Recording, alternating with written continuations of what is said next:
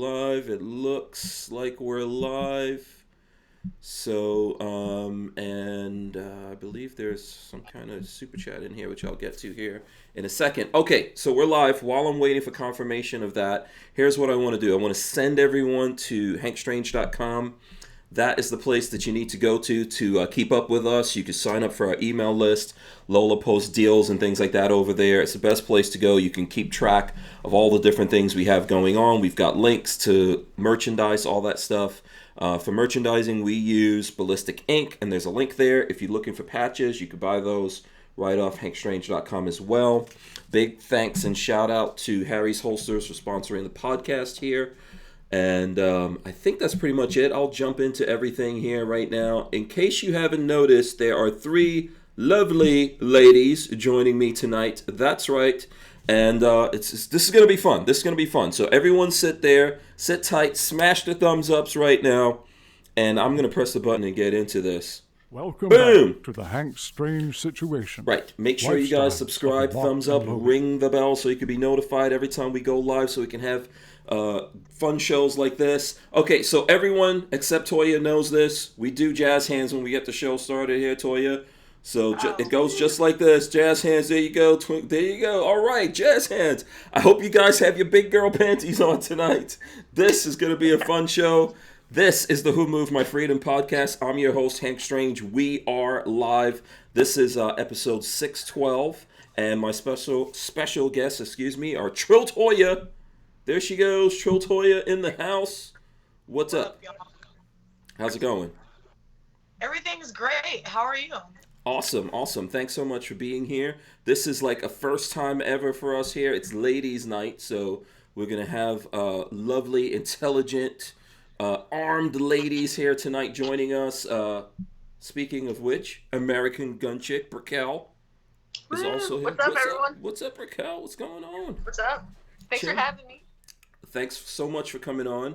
And big shout out to Lola for organizing all of this and getting all these lovely ladies together here. I know everyone's jealous of me. Also joining us, Joanna, Latina locked and loaded. What's going on? Hey Hank. Hey everybody. Strangeaholics. Yes. Do you guys all know each other, right? I'm assuming. Yeah. Okay, everyone knows each other. Awesome. So just to lay this out, this is going to be Trill Toya's first time here on the show, so I'm going to do a little bit of background with her here in a second, so you guys can find out who she is if you don't know who she is. And we might do a quick intro with Brickell and Latina Locked and Loaded as well to catch you guys all up. But it's ladies' night, so I'm just here. I'm like the bouncer or the butler. The assistant, dancer. I'm the bouncer. I know, you're the bouncer. I know. I knew that was going to get you going. But I'm just here as the assistant. I'm here to serve you guys and act as kind of like a emissary, intermediary between you all and the audience. I'll give you guys questions and kind of referee everything here. I think it's going to be fun. We're going to talk about whatever these ladies want to talk about once we get the intros and everything going out of the way. I'm going to start with Trill Toya. Welcome to the show. Can you tell the folks a little bit about yourself, who you are, how you came to be in the gun community here? So I'm Trill Toya. I'm owner of Lions Pride Securities. I operate mainly out of Huntsville, Alabama, and New Year's before last, long story short, there was an incident at the club that I work security at where I ended up having to shoot someone that was firing rounds through the parking lot, attempting to enter the club and fire off some more rounds. And within like the next week and a half, my show trip was all ready to go, and I just went on a whim, made it by the skin of my teeth, and I've been rocking in the 2A community ever since. Yeah, you came in with a bang, so to speak. I said you came in with a bang. I don't know if you can hear me that one. Yeah, you came in with a bang. Pun intended and not intended, I guess. That was pretty big news. This thing that happened at this club. I believe I was just throwing up on the screen there something from the news. when that happened. There was an argument or something in a club. You guys either kicked him out or whatever. He went and got an AK and was trying to come back Right. in. Okay. Right. We did what we always do, and we put one of the parties out, held the other party inside, just so that it wouldn't erupt into the parking lot. Mm-hmm. And as soon as we put him out, he just made an immediate beeline for his vehicle. Wow. Okay. Came back with the AK. Was he shooting at the club or shooting at people? He was shooting every which direction, just completely recklessly. Wow. Okay. So where were you when this was happening? I was taking cover behind the owner's Porsche truck. Good. Hey, Good choice of vehicle. Yeah, Were you behind the engine block or? No, from the way that it was backed into the spot. So the way that he was walking around, I was backed by the rear axle. Okay. Wow. So, and you were armed? Yes. Okay. And what were you armed with, if I can ask? At the time, Smith & Wesson SD-40. Okay, all right. So you popped some shots at him. Mm-hmm. Okay, took him down. Yes, it was 2 in the hip. Oh, okay, all right. So he's still alive, but I think he left the scene or something like that, and then got arrested later, right? Right, left the scene, went to the hospital. They knew already when they got there, 2 gunshot wounds. Based on my story, they knew exactly who he was. Oh, okay, all right. So he got arrested. That was a year ago. Has anything else come out of this since then? No, not really. As far as I know, they're just doing the thing that they do in court, where they keep going, you keep going, you keep going, and keep going. Yeah. But other than that, I mean, everything's pretty solid. Okay. And this guy, was he in trouble a lot? Do you know any of those kind of details? Is he a badass or something, or want to be a badass? What's actually the odd thing, being that I've worked the clubs in Huntsville for so long, I didn't know him. Mm-hmm. And I was asking people who he was, and it seemed like nobody could really tell me. Mm-hmm. And a lot of people didn't really know him very well. I think that he had just already recently gotten out of being incarcerated. Mm-hmm. But other than that, I really don't know anything about the guy. Okay. All right. Okay, makes sense. All right, very cool. We'll get into a lot more stuff. That your story goes a lot deeper than that, so I think we'll take an opportunity here to get into more of that. 817 LDS gave us some money here as a shout out. Thank you. We appreciate that. I'll throw that up there. Just hold on a second. We'll get to the questions and everything from everyone. Once we get everyone introduced and settled in. So American Gun Chick, do you want to do a quick intro? Tell the folks who you are if they haven't heard about you. So what's up? I'm American Gun Chick. I have a YouTube channel that I've had for 4 or 5 years, something like that. Mm-hmm. Where I started from scratch. I didn't grow up hunting or shooting or anything like that. I just grew up just an average person, I guess. Mm-hmm. And then I just kind of got into it, and then took a bunch of classes over a couple of years. Now what I do, my goal and my mission is for other girls to look at me and see me. And my goal is to be different and kind of stand out and show that I'm, I don't know, a girly girl, I guess. And just myself, and that maybe other girls that are the same way, they can see that and they can recognize that you don't have to be a total badass, I guess, or you don't have to be ex-cop military guy. You can be in the gun world and you can carry and you can defend yourself, Mm-hmm. So what I do now is I host classes for I've taken my training over the 4 years, and then I host classes for other girls that maybe they're too nervous or intimidated to go get training from somewhere else, and then I pretty much get them started, get them comfortable, teach them safety so they're safe and they're not putting their finger on the trigger and sleeping people and stuff like that, and then give them tactics so they can learn how to clear malfunctions if anything ever happens and stuff like that. So okay, that's what I do now. And yeah, you can find me on YouTube, all platforms pretty much, Facebook, Twitter, Instagram. Right, you've been kicking asses, you're making music, doing all kinds of stuff. Yeah. I made an album. Yeah, go cop that album. Yeah. Out there. Rap song. Yeah. Cool. Are you the only one? Toya, are you also doing music? Do you have a SoundCloud or something? I do not. No okay. one wants to hear me do music. Oh. Okay. Really, you should just do it anyway, because why not, I'm Yeah. okay. I'm gonna We, let you handle that one. we should all get together in the gun world and do like a Christmas album or some kind of nonsense. You know? Yeah, That would be pretty ill. that would be cool. Yeah. Like you change all the Christmas songs to like tactical songs, kind of. That'd be cool. Yeah, exactly. We should do something, maybe do it for some organization or charity or something like that. Okay, let's go to Latina locked and loaded. Joanna, you want to tell the folks about yourself real quick? Hi, my name is Joanna. I'm Latina Locked and Loaded on social media. And basically, me and my husband have a podcast on Sunday nights at 7 on our YouTube channel.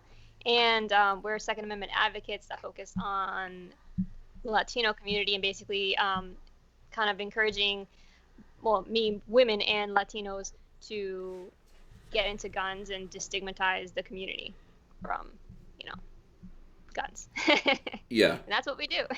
Right. So what you're saying is that there's probably a lot of people in lots of different communities I would say, but in the Latino community that they've got this thing. I think everyone's into guns, but there is a stigma about coming out publicly with guns, right? Yeah, definitely. Yeah. I think everybody in the community can attest to, if you're living in a liberal area like my husband and I, that it's something that's very taboo. Mm-hmm. And I openly talk about it, but you have to have kind of feelers for where you bring it up. Mm-hmm. But also within the Latino community, we kind of get abducted or brainwashed into a certain political ideology where guns are considered dangerous or a negative thing. Same thing happens in other minority communities like the Black community. So that's why it's important to do work where you have to kind of open people's minds and make them realize that this is something that's not a negative thing and it can save their life. Yeah, I think the more we put this out there and everyone does it in their different forms, like Raquel is saying, like showing, hey, there's different flavors, colors, shapes, sizes in this world, and we all, everyone should have access to the Second Amendment and be able to defend themselves. I think if we do that and talk about it more, we help people to come out and talk about things that they've always thought about. I remember when we got into this, Lola told me that she always thought guns were for the bad guys. Right? So, and I know that's just a thing that does go through people's minds if you look at movies and all of that. So, so this helps. Listen, we've got the ladies here. We'll talk about stuff. There's lots of things. I would like to find out from you all, how you feel about stuff. If you have questions for me, the questions for the audience, if there's people in the audience that have questions, all of that, we'll get into it. I'm going to go back to Toya here. So you have a security company, right? You have a private security company? Yes. Okay, when did you start this private security company? Before or after this thing that happened at the club? Technically right before, but legally LLC wise and the whole nine. Okay. After. After. Okay, so what did you do before you were doing security? What were you? Well, I have been a manager at Journeys, the shoe store. Okay. And then before that, I was in the Army. Army. Okay. How long were you in the Army? For 3 years. 3 years. Okay. Did you do, there's lots of different things that people do in the Army. I don't know anything about armed services because I haven't done it. I was never in law enforcement. So I don't know. I don't think Raquel or Joanna, you guys were either, right? Negative, no. Yeah. No. Yeah. So that's not a prerequisite to be in the gun world, but you did do that. Did you do a lot of gun stuff when you were in the military? Not as far as handguns. I of course have my M4 and I was a 50 cal gunner as well. Okay. I 240, 249, but no handguns at all actually. Oh, okay. So what made you want to get into the security thing? So at the time the economy was really horrible when I got out of the military. And I tried the whole civilian thing. I was thinking, you can adjust to anything, whatever. And I just hated it. I hated working in a shoe store, being customer service, even though it was commission. I was making great money. Right. I Right. just didn't like it, and especially Black Friday and all that stuff rolls around, Mm-hmm. and at a time when it works so close to Christmas and Thanksgiving, and people are supposed to be in loving, family, Right. heart-filled moods. Uh-huh. People are so nasty to one another, especially in No. those shopping environments. I was just, matter of fact, I broke up a fight in my store on Black Friday because they was like, I don't think the mall security gonna be able to do anything. And I was like, you know what? I don't need to be doing this anymore. I need to find something where I'm actually happy. Mm-hmm. I've always been a kind of confrontational person. Mm-hmm. I've always been aggressive. I've never been afraid of anything. I like gun stuff. I like getting dirty. I like physical activities. So I just kind of put it all together. Mm-hmm. And I thought, what would I do for free if money were no object? Mm-hmm. And for a while, I did personal training on the side as well as security. And then I just decided I didn't want to do that anymore either. You kind of end up a therapist as well. Mm-hmm. And I didn't want to do that anymore either. So I just dove head first into security, and I let everything else go. Okay. All right. And then you guys, Briquel or Joanna, feel free to jump in it here anywhere. So I don't know if this is like right or wrong to say. So hopefully, I can get lots of forgiveness out of this show. I'm pretty sure I'm going to mess up at some point here, right? Because, I'm married to Lola. If I wake up in the morning and I open my mouth to say anything, I'm wrong. So I'm just... You're wrong. Yes, automatically, instantly. While I was sleeping, I was dreaming wrong. So, but you kind of strike me, Toya, as a kind of like a tomboy. Is that? I am. I'm a Okay. tomboy. I'm sitting here right now with Mhm. lashes on, mink lashes, and a Mhm. black eye. So I'm like really, really 50-50. I Okay. like to wear heels sometimes, but I will also dive head first into a fight. Okay, so that is a black eye over there. What? Oh yeah, that's definitely a black eye. Okay. I got caught good last night. Did you give one back? Yeah. What I happened? got lots back. Okay. Wait, is there a story? Yeah. Exactly. Story? It was just the club was about to start letting out, and a girl had started a confrontation on the inside with someone that works at the club. Mm-hmm. And as we were putting her out, she started to get into it with another girl. They started trying to confront one another. So I was going to push her out, and I wasn't like hitting her. I was just pushing her out, and she just turned and Oh. like I defended myself. Oh. Okay. I defended myself. Have you guys? Go ahead. I was gonna say I want to see what the other girl looks like now. No comment. Yeah. For legal reasons. Right. No we comment. don't necessarily want to get deep into that, although I doubt that she's looking at this. So, yeah. So, yeah, you seem, you just kind of have that take charge attitude to me. What do you guys, what does like Briquel, Joanna think about this? Would you guys see yourself, Briquel, do you see yourself as kind of like a tomboy, Joanna? I'm definitely a tomboy. I'm basically a tomboy with long hair, and I've actually been like my best friend of 15 years. I remember like six years into our friendship, I was single at the time. She asked me if I was, a lesbian, actually, like, because I gave off that vibe. Like the way I walk is very, very aggressive. Uh-huh. And I'm like, no, man, I'm just taking a break from dudes for a little while. But no, I've always been a tomboy. I play video games. I like sports. Never been a girly girl. Okay, all right. I learned to apply mascara like at 25 or 26. Oh, That's wow. how bad it is. Yeah.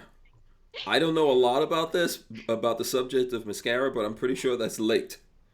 Yeah, no, very good. I'm pretty sure that's late. Briquel, what about you? Tomboy? You know what? That's a funny question because I don't consider myself a tomboy, actually.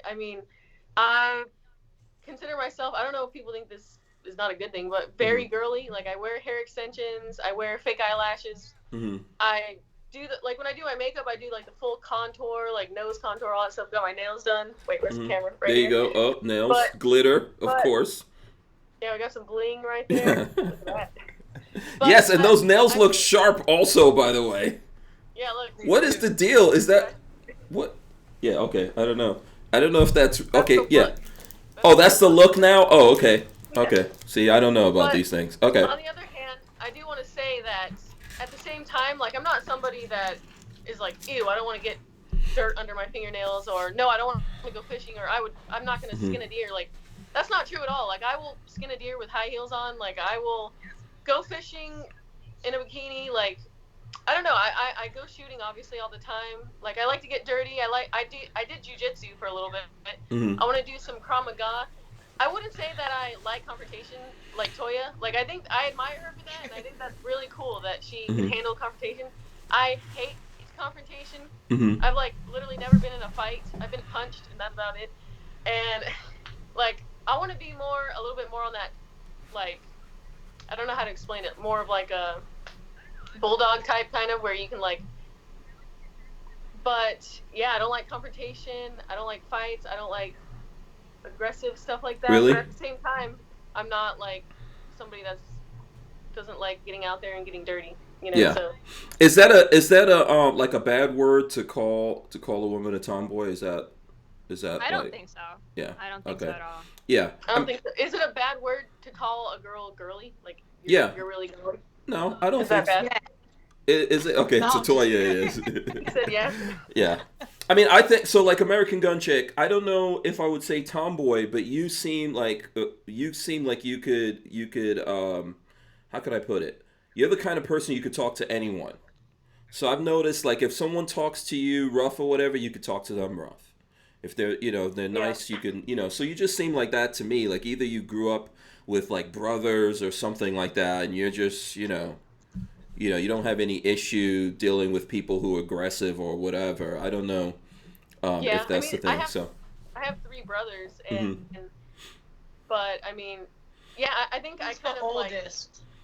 like. What's that? Who's the oldest? Yeah. I'm the second oldest. Oh, okay. Yeah. Yeah. Yeah, it seemed like you have a lot of brothers. Like, so for example, Lola always tells me that Toya reminds her of my sister, and I'm pretty sure she told her that too. And like, my sister was she was the baby, and she grew up with us guys, and she is the most badass one out of all the kids. And I think that's why, like, Toya reminds Lola of her, because she says whatever she wants to say. Like, usually any dude she's messing around with is always scared of her. I always find myself in that situation where that guy's trying to talk to me to, like, calm her down or something. But, so it just feels like if you deal with a lot of guys, I don't know, Toya, is that true? Maybe you didn't grow up with brothers or anything like that. Actually, I grew up an only child. I don't know what's wrong with me. I just came out like this. That's good. But no, yeah, the contrast of the way that guys deal with a woman like me is crazy. You're either going to hit, like, the peak of their insecurities because they can't forcibly dominate you into submission, or, like, they're just going to be a complete pushover. And I mean, who wants a man that's just a 100% pushover? Right. I don't know. You guys, what are you guys into? This is a good thing. The guys right now are like, oh, let's see, what kind of guys do you guys like? Let's go ahead, AGC. No, I agree with Toya. I mean, I can't speak for all women on the planet, but no, I don't think any girl wants to be with a guy that's like, like, go pick that up. And he's like, okay, sorry. Well, like a pushover. Uh-huh. So, but I could see how guys would be intimidated by Toya, because maybe, like, she'd beat him up and they'd be like, man, I'm not man enough. I got to get out of here. No, I think, well, okay, let's find out from everyone. Let's go around. We'll start with Joanna. What kind of guys do you like, Joanna? And I know that, Rolando's somewhere. Just pretend he's not anywhere there, in case it's not him, which, whatever. But no, actually, just let us know. I have a feeling it's going to have to do with K-pop, but go ahead. No, I swear it's not. Tell us what kind of guys. So, I definitely had a reputation amongst my friends as dating the wrong guy. Actually, we used to do gag birthday gifts, and, we basically razz on people for whatever like they're known for, whatever their negative aspect of their life. So I remember my birthday gift when they were doing this thing amongst my friends was I got a basket, like a birthday basket called Toxic Love. So clearly I was like, okay, I'm picking the wrong guy. So I dated the jerks, and tried that, didn't work out. I don't know why women are attracted to bad boys. It's a terrible thing. Okay, so the jerks are bad boys? Yeah. Okay. I mean, and then I tried. I thought those were two separate categories. There's like the jerk dudes, and then the bad boy dudes were separate, or that's the same thing? Could be both. Okay. Didn't like it. I don't like jealous people, and I don't like people who try to tell me what to do. Okay. Then I went the opposite way and dated someone that was too nice and too soft mentally. So I was like, that's also not my thing. So then at that point, when I had pretty much given up, I found Rolando, and he's like the perfect person because you don't want someone like, you need someone who's like a man, like to be like the counter to your woman. Like I don't want to have to date someone who doesn't know how to like fix a flat tire. Not that I need him to do that for me, but he can do it for himself. Like I actually dated someone who needed me to help him with that, and I was like, wow. So that's bad on the parents right there. Yeah. Right. So someone like Rolando is attached, and because he's just such an assertive man that I'm a feminist. I could do my own stuff, I'm independent, but he takes care of himself and he helps me with my stuff, but at the same time he's like the nicest, sweetest person in the world he's very loving. So you need someone who's loving but who's also a man. How's that? Okay. That's all my right. type. Yeah, that makes sense. Let me just ask, what's your definition of a feminist? What is what does it mean to you? I'm sure everyone has different definitions of this, right? So dudes, typically we hear feminists, we're like, uh-oh. Yeah, not toxic feminazi. I believe in equality, in the good and the bad. So I don't want you to pay for my stuff. I can pay for my own stuff, and I can do my own work, but I also want the good of the equality that goes with the bad of the equality. So that's what I think feminism should be. Yeah, I love a woman that could pay for her own stuff. And maybe buy me some stuff too, Just saying. Okay, very cool. So let's go to Toya. What's your idea of a good dude out there? You are into guys, right? I'm assuming. Well, I like both. Oh, you do? Yes. Okay. All right. Okay. So is what you like about a guy what's different from what you like about a woman? Yeah. So it's a balance. Sorry, my cats keep walking in front of me. No, that's cool. They're not messing with anything. Very feminine, girly girl. Oh, am I back? Yeah, we can hear you. Yeah, you didn't go anywhere. Okay. Yeah. Yeah, I'm not a very feminine, girly girl, so I like really pretty, really girly girls, like nails done, makeup done, weave, and like, hey, Raquel. Raquel was like, oh, wait a second. Yeah, I was like, I know this is where she's going to show her nails. But with guys, though, I was raised by men, by real men. I lived with my grandparents a lot, and my grandma had 5 boys. And one of them, the youngest one, I actually grew up with in the house with him. And they were all men. You can drop all of them off in the woods tomorrow, and if you come back in a week, they're going to have a multi-family unit with air conditioning or something like that. Like real men that have life skills that can take care of you more than just financially, because like she said, like I can pay for my own stuff. Yes, if you're there and you're a willing person to do it, that's awesome, but I don't need you to do it. I mean, shoot, I don't need you to build me nothing or anything like that either. But at the same time, don't let me have more quote unquote traditionally masculine skills and life trades and things like that than you do, because that's completely unacceptable. Like, don't let my hands be rougher than yours, because it's just never gonna work. Okay. Remind me to never like shake your hands, because I have notoriously this is a weird thing to say, but it's kind of like one of my superpowers. I have very soft hands. Don't judge me. You're also a guy though, so that's only one of the traits. Like, you're a man. Yeah, Lola is very jealous of that, by the way. She's very jealous. I don't know if it's an Indian thing or what it is, but my Do you use hands, lotion? no. Huh? Do No, you it's use a lot of just lotion? one of those weird things. It's just one of those weird things. But I know people judge you by that, and I'm always like, man, I wish my hands were rougher. What can I do? I gotta like put my hands in sand or something like that. All the time, make it rougher, so you can be Yeah, all build up manly. that callus. Yeah, Start lifting weights. yeah. Right. With no gloves, no chalk, no nothing. Yeah. It actually doesn't matter. Like calluses and things like that go away real fast. Um, okay. So when if you're in the mood for guys, you want them to be men, and when you flip that the other way around, you're in the mood for women. You want them to be women. Yes, I'm Okay. greedy. No, that makes sense. It makes sense. I completely understand it. Okay, Brickell, tell us all your preferences. Um, You I had don't time. know. You had time to figure this out. I don't even know. I don't even think I really even have a type. Uh-huh. I mean, I don't know. I haven't dated a whole lot of people, but like my ex compared to who I'm dating now, like apples and oranges. So, Okay. like my ex-boyfriend, he's gay now, and he's like, if you, I'm sorry. I shouldn't laugh at maybe that, but that just maybe cracks me that up. was my fault or something. But he's That's prettier than exactly me. what He I'm looks- thinking. he's pretty. Like he's prettier than me, and like Joe, you guys know Joe. He Right. obviously he doesn't look like that or anything. Yeah, Joe's He's rough just and the average tumble, looking man. He's dude, manly. so- Yeah, he's a manly dude. Yeah. Yeah. But no, I agree. Like, I think with all women on the face of the earth, like, if you're gonna be with a man, you want to be with a man.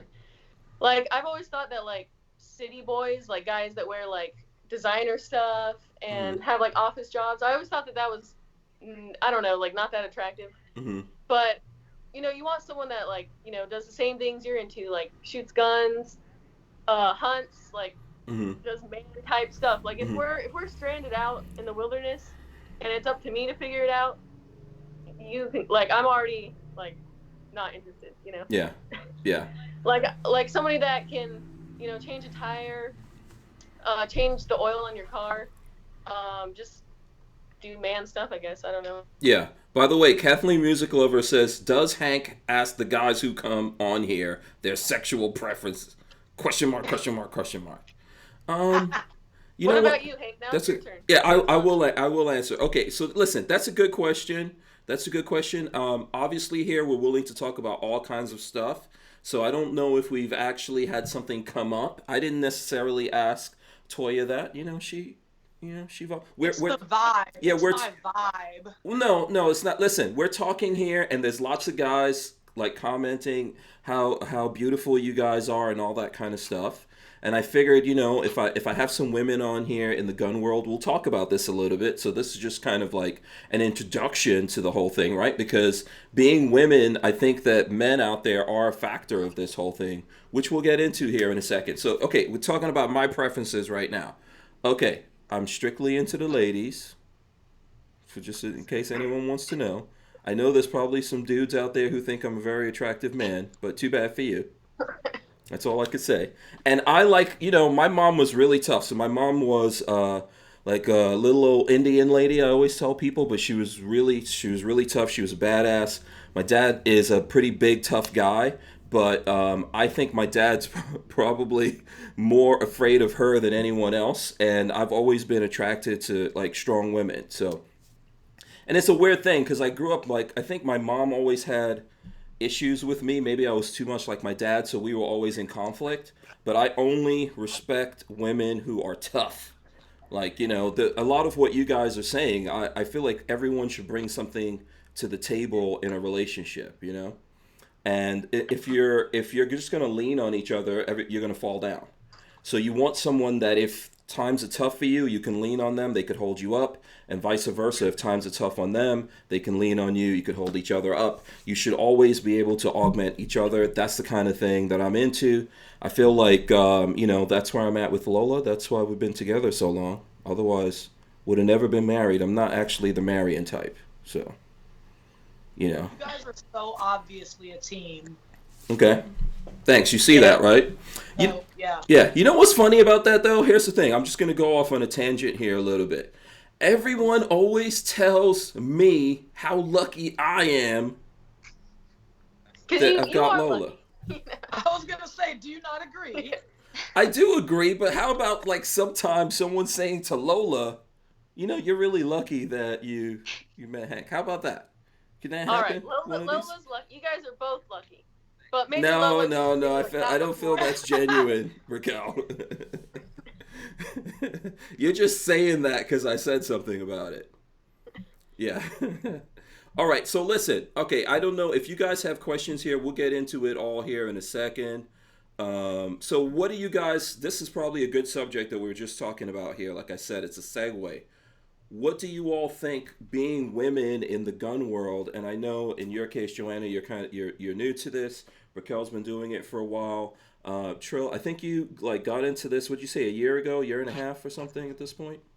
Yeah, I'd say this is about almost exactly a year and a half. Okay. So what do you think about that in the gun world? Any issues here with dudes? I Oh, uh-oh. Yeah. go for it. I was gonna say, Mm-hmm. I don't know. There's been like no issues like in person. Everyone's been pretty cool. Like I've taken classes where it's just been all guys and I was the only girl, and everyone treated me normal. But on the internet, I've had a lot of people commenting like stuff like saying sexual stuff and calling me a gun bunny and saying you have a big nose and all like just referring to what I look like. And I'm like, what does that have to do with the video? But at the end of the day, I don't really care what any of the men think because I'm really doing this channel for other girls. So to me, it's like totally irrelevant anyway. Okay. Yeah, it's funny how people can be really rude on the internet.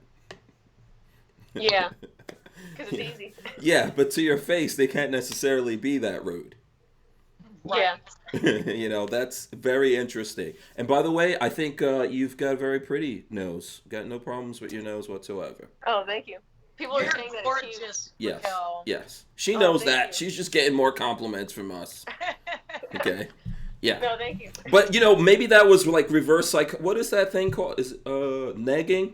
Do you know what that is? Negging. Yeah, that means like when you insult someone, try and sleep with them or something. Yeah, exactly. So maybe that's just guys on the internet trying that nonsense. So let's see. Okay, Joanna, you want to go because you sounded like you had some issues here. Okay. I don't put too many. I don't really emphasize myself on my page. And I get that a lot. I think I remember at SHOT Show when I had pretty much started in November on social media and had gotten into it around the Second Amendment rally. And I wasn't very big when I went to SHOT Show, but I kept hearing, "You're gonna blow up so big because you're so attractive." And I remember I'm the kind of person who gets like pissed when like if I remember when I was younger, someone would wolf whistle, I would turn around and like be ready to fight somebody instead of like being like complimented. So one that kind of like annoyed me on some level because I consider myself an intellectual and I don't like being judged based on only my face. That's fine. I understand that's human nature. But as like on a personal level, that's always been something that annoyed me. Like, don't judge me just on what I look like. And then, so that was a little bit annoying to me where I felt like I was trying to talk more on the advocacy stuff and be more serious. And people thought I was going to do well because I'm cute. But I get it. Again, that's human nature. And then the second thing is, men who send you DMs, like you're gonna just respond like, "I'm so grateful you're hitting on me, thank you." Like, dude, no, I'm not. Like I get it. I guess if I would understand it if I was like constantly like, like putting myself like I'm so sexy, I have my boobs out, and I'm holding a gun between my boobs, and like, but I'm not. Like. Do you think that someone has to like do that in order for dudes to try to get at them in the DMs? I don't know. I've never had any like this is new to me, so I'm always like flabbergasted. Okay. Like, have you ever met dudes? Because we don't need much. It could be like a light breeze. A light breeze could get guys going. Yeah. I don't know. I guess I'm just that's just a personal thing, like I guess. Like I'm pretty serious, so that's why it's kind of like surprising to me that it's such a thing. Okay. So I get what she's saying, honestly, like because I mean, some people, they don't take me seriously because they see my Instagram and they're like, well, she's wearing like a skimpy outfit and, you know, has blonde hair and has her makeup done at the range. Like, obviously, she's just Yeah, but so what? I mean, yeah, but yeah, should at you the be same time, dumpy? they don't understand that other girls are gonna see that, you know, and like maybe girls that are millennials, city girls, whatever, and they're gonna think like, that's kind of cool. If she's doing that, maybe I can do that. And then, because I'm not trying to preach to the choir, we already have enough girls that are already gun girls that are into it. So what I'm trying to do is reach out to those girls. But of course, guys will see that and think, oh, you're just doing it for attention. And the word gun bunny is like so annoying. But at the same time, I'm like, well, you're just calling me hot, so whatever, joke's on you, you know? Yeah, gun bunny. I think I've said this to you before, Brickell. There's dudes that are gun bunnies, okay? Yeah. Let's just realize that. Like, I know that people try to use that for women. I don't understand why. Like, everyone wants to look good. Doesn't everyone want to look good? Yeah. I'm Plus, pretty sure. why should I change who I am? Like, this is who You I shouldn't. am. I'm not gonna like change who I am. Like, when I wake up in the morning, what I feel like wearing is what I wear. Like, I dye my hair blonde because that's what I want to do, you know? Yeah. So If I had like a 12-pack or whatever, you guys will see me shirtless all the time. Okay? I'll be doing this podcast right now shirtless. Okay? You know, if the schlong or whatever was you know, sizable, or however we want to put it, I'll be wearing little tight jeans or listen, everyone's like that. People try to accentuate their things, and men do this kind of stuff too, right? So as men, we have nice cars or wear jewelry or do this thing, or if we got muscles, we wear little medium-sized t-shirts. Right? So we're all trying to do this as human beings. We're trying to, one, I think, feel good about ourselves, but naturally we want other people to you know, we want to look our best and feel like other people think we're attractive too. So I think that there's people who are just trying to, whatever their problem is, and there's probably lots of problems if we want to analyze them, they want to look at you and say, oh, this is the only thing about you that has value. But this is what human beings do. There's going to be people who look at me and go, oh, people are just doing stuff with you because you're a black guy. Right? That's just, there's just people like that. And unfortunately, they're just immature people that we just have to deal with that kind of thing. So. Toya, what about you? Have you come across this, and have people gotten knocked out? I mean, in person, people don't try me. Like, guys don't even try to talk to me in person. Not really. But I mean, same as them. You know, online, guys have definitely talked their stuff. None that I would probably ever see in person to know who they are. So. Is this guys in the gun world or guys in general? Where's it coming from? Are these guys in the gun world that are trying to like kick it to you, or both? Okay, all right, okay. Yeah, both for sure. I will say though, I haven't had any of the 2A guys like be, even if they are talking to me online, like be disrespectful or anything like that. I mean, not any of the ones that I know of. If maybe they were 2A and I didn't know they were, but no, I really can't say that I've had anyone get out of line. Just random trolls online, and that's it. Okay. Yeah, it's always online. Yeah, it's always online. It's never in person. Yeah. Okay. All right. So let's see. What is this? Elfster's Rifles and Reloading says, sorry ladies, but Brandon Herrera has you beat for the most luxurious head of hair in the gun community. Do you know who Brandon Herrera is? Do you guys? Yes. You do? Okay. Yeah. Huh? I was saying vaguely, not vaguely. Really. Yeah. If Brandon was here right now, he would have flipped his hair like about 1,000 times already. So. I saw him at SHOT Show, and I couldn't believe how often he was touching his hair. I mean, I know I've been doing it, but it's in like my face. He's cool though. I like Brandon. Brandon's a nice guy. But see, everyone goes through this, right? You know, and I think ultimately you have to we just have to learn.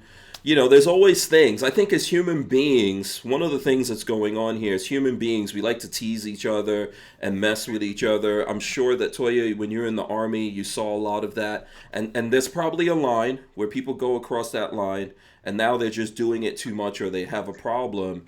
but sometimes it's like maybe even a term of endearment that just as people we mess around with each other, right? Definitely. I give my friends hell. Yeah. Yeah. I mean, same here. I think just as people, we like joke around and stuff, and people are too sensitive, Yeah, absolutely. I know, like my sons, for example, I love my kids, right?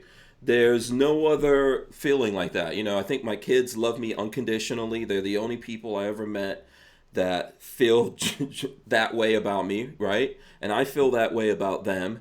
I mess with them all the time. I'm like, hey, you got a big head. Did we just do that? And I think it's, there's that, and then there's when you take that thing across the line, and now you just really want to be vicious, or you want to give that person a tough time, make things difficult for them, which, we all are going to run into that in some way here. So, okay, let's see. I don't know if there's any questions coming in yet here since we're talking. If you guys have questions, you could throw it at us. Miss K says, Toya is gangsta. Laugh out loud, love it. She has that they don't even try her like that kind of thing. So there you go. Yeah. Let's see. And I think someone was asking about guns. So do you guys want to go into this? We'll ask the obligatory favorite guns question. And maybe we'll start with American Gun Chick and go the other way around. Raquel, have you changed favorite guns? Not really, actually. Like, I really love my Smith & Wesson M&P with my Apex trigger. Like, that gun has been the one. Like, really? Okay. That gun, like, and all the classes that I've like had for all these women, they always try out that gun because we have them test out a bunch of different guns. And I would say, like, I haven't had a single girl that's like, no, I don't like that gun. They all love that gun. I don't know what it is about putting that Apex trigger in that gun, but it's like the perfect gun. Okay, what, the break or something like that? I'm not, like, a standard Glock trigger is not the greatest thing in the world, but it doesn't super bother me. I'm not the kind of person that changes a trigger automatically. I don't know where you guys are at on that one. Do you always change the trigger out of a handgun like that? No, not even. Yeah, go ahead. Yeah.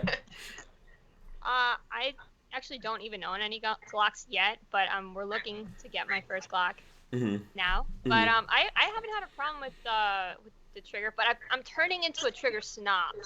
This is a new thing. Like, as you get more into it, like, I never used to be, and then I remember I was shooting a gun, and I the words "this is mushy" came out of my mouth, and I was like, oh. What's happening? Once you start shooting enough, I'm sure it'll start happening. Yeah, I think it does happen. Toya, what were you gonna say on that one? No, same exact thing as Raquel though. Mine is a M&P 2.0 as well. And I haven't put the Apex trigger in yet, but it's definitely on my to-do list. It's just, I don't know if maybe it's something about women's hands. Like, I personally, I don't shoot Glock. Like, I literally cannot shoot a Glock. It's just, it feels horrible in my hands. My hands feel like I just tried to play Xbox for an hour. Which really? Is the wrong answer. And it's just, there's just, I don't know, it's the palm swell, the angle, I don't know what it is, but that M&P is awesome. Okay. Whenever I do lessons, I've pretty much switched everyone over to Smith & Wesson that has shot with me. They shoot theirs, shoot whatever else is available, shoot mine, and they all want to go the next day and go and buy something new. Okay, so ergonomics, I guess, is playing a big part here. Joanna, what handguns do you guys have that you like? I know you're saying you're looking for a Glock, but... Yeah, that's just because, it's a good idea to have a Glock, in case the end of the world happens. Everyone's going to have extra mags everywhere. My favorite right now of my collection is the CZ75 Phantom. I shoot that lights out. I love that gun to death. And I recently started liking my husband's Canic TP9SF Elite. I used to not be very good with that, but I've been doing a lot of work with it. I have really weak hands because I broke my wrists and my hands when I was younger. I used to That's a good gun. It's a great gun. And but I have, if you limp wrist, it has some issues. But I've been getting better with it. I've been shooting it really well. I used to be a skateboarder when I was younger. Okay. Apparently not a very good skateboarder because I hurt myself. But so I have some history of injuries and arthritis in my hands. So I always look to improve on my hand strength and stuff like that. But now I've been shooting that a lot. And we live in Florida, so I carry a 380, the LCP2 by Ruger, just because it's so hot. I also carry at work, so I'm in the medical field, so I wear scrubs. So I feel like that's the easiest for me to carry on body. Because I don't like to carry in purse, So I know a lot of people look down on carrying a 380, but I shoot that gun really well, so I don't have a problem with it. Okay. I'm not a gun snob. Yeah. What do you guys? Go ahead, Toya. So the LCP trigger the 2 must be way better than the first one. Because there's no way you didn't want to switch that trigger. Yeah, no. I actually really like it. I kept hearing how bad the 1 was, so I tried it out once, and it was night and day. They did a much better job on the 2. Yeah, so I think that the Ruger LCP1 was basically a clone or Ruger ripping off Keltec, and copying the P3AT. And I think the nature of those guns is just a long trigger pull, right? That's kind of like the safety. Yeah, exactly. So I think the nature of that, people are looking for it. I think the good thing that that Ruger did is that they improved it with the 2, and they came up with what people were asking for a long time. And it's kind of ironic to me because Keltec never improved that thing.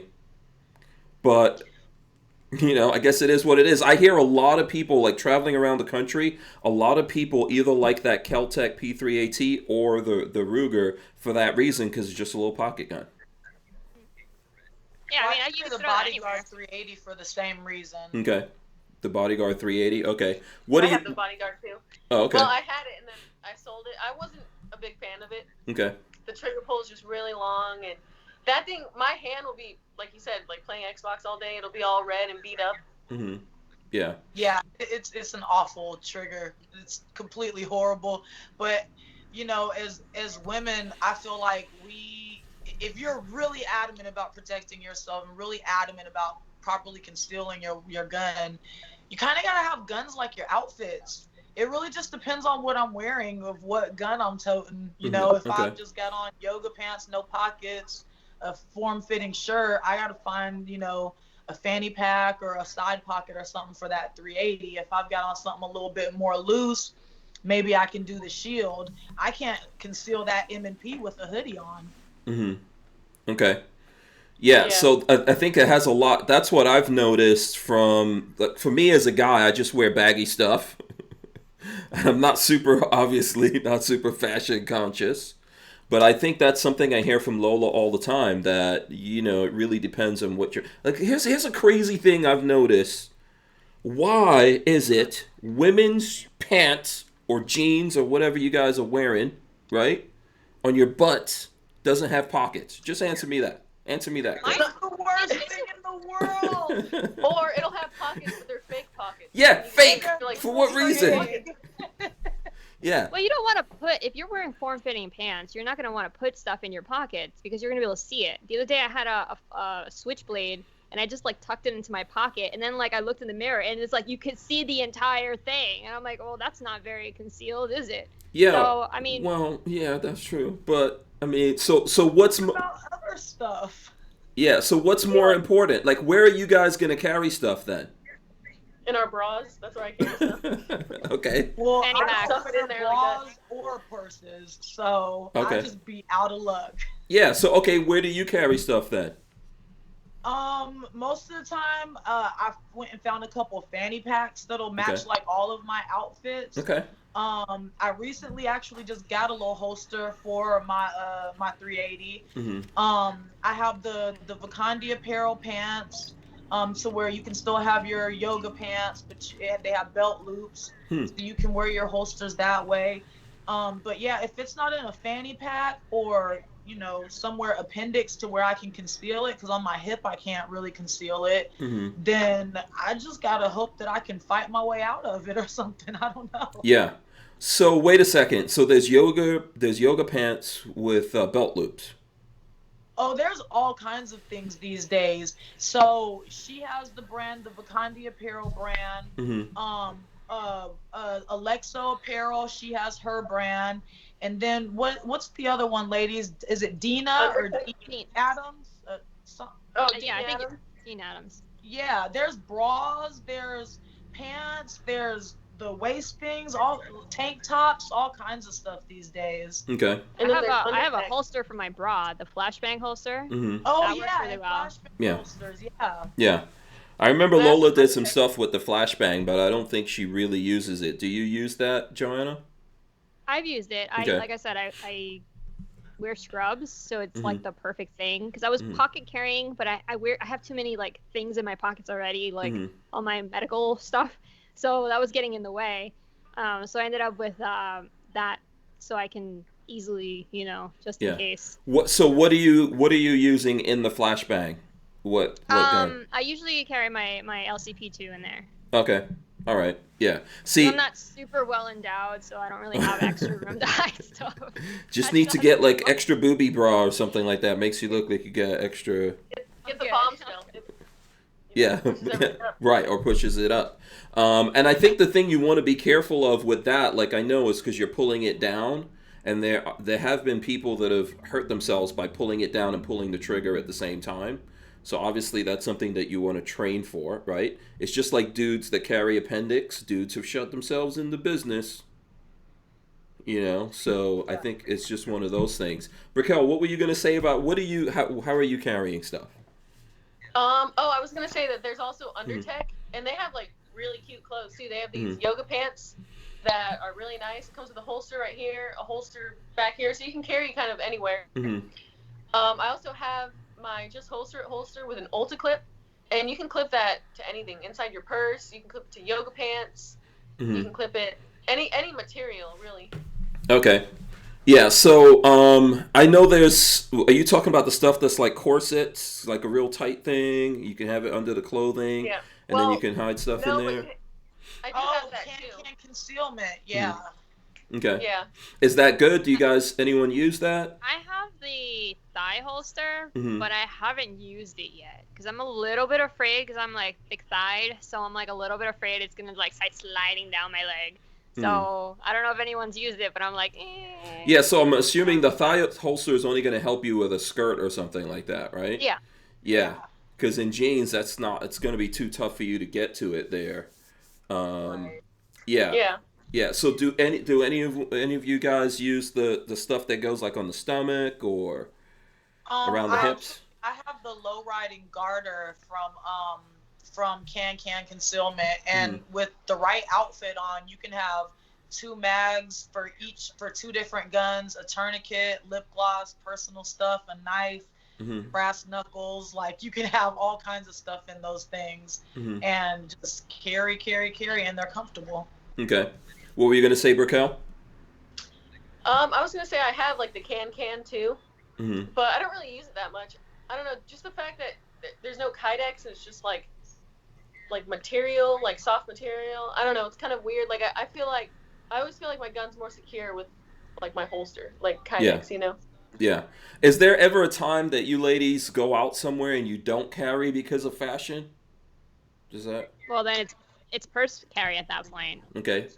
Okay. Yeah. Well, I mean, I'll be honest. Like, if I'm getting all decked out, like heels, dress, everything, going out, you're probably going out. You're probably drinking too, because you're going to like a club or something, the bar, or whatever.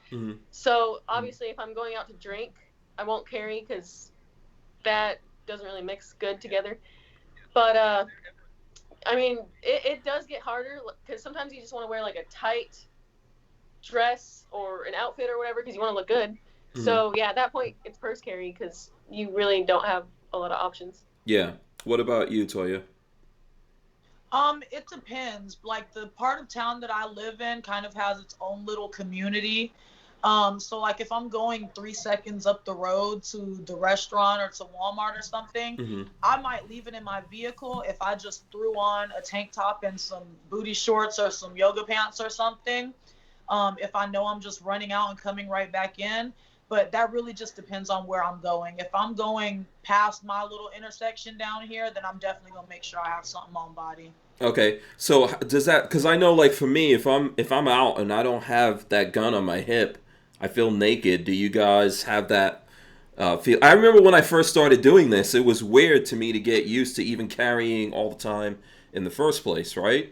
And so now I'm in a state where if I don't have that thing on my hip, I'm like, something's wrong. I could tell. I could leave the house without my phone and completely forget about it, but the gun doesn't really happen like that. You guys feel that same way? Like, I started this channel 4 years ago, so before that, I wasn't into guns. I didn't carry, obviously, or anything like that. And then when you first start carrying, it feels weird because you're like, oh my gosh, I have a gun on me. And then you get used to it, like, as you become more familiar with guns and stuff. But before I ever started carrying, like when you walk to like 7-Eleven and there's some shady people there and you're like, oh, it's that feeling. Maybe only girls get this feeling, but it's that feeling of like, man, this is sketchy. Like, I don't like being here. But then when you have your gun on you, you almost feel like, man, I should have been doing this my whole life. I feel so much better. Mm-hmm. Walking through this gas station knowing that if someone tries to kidnap me or rob me or whatever, that I have a better chance. Mm-hmm.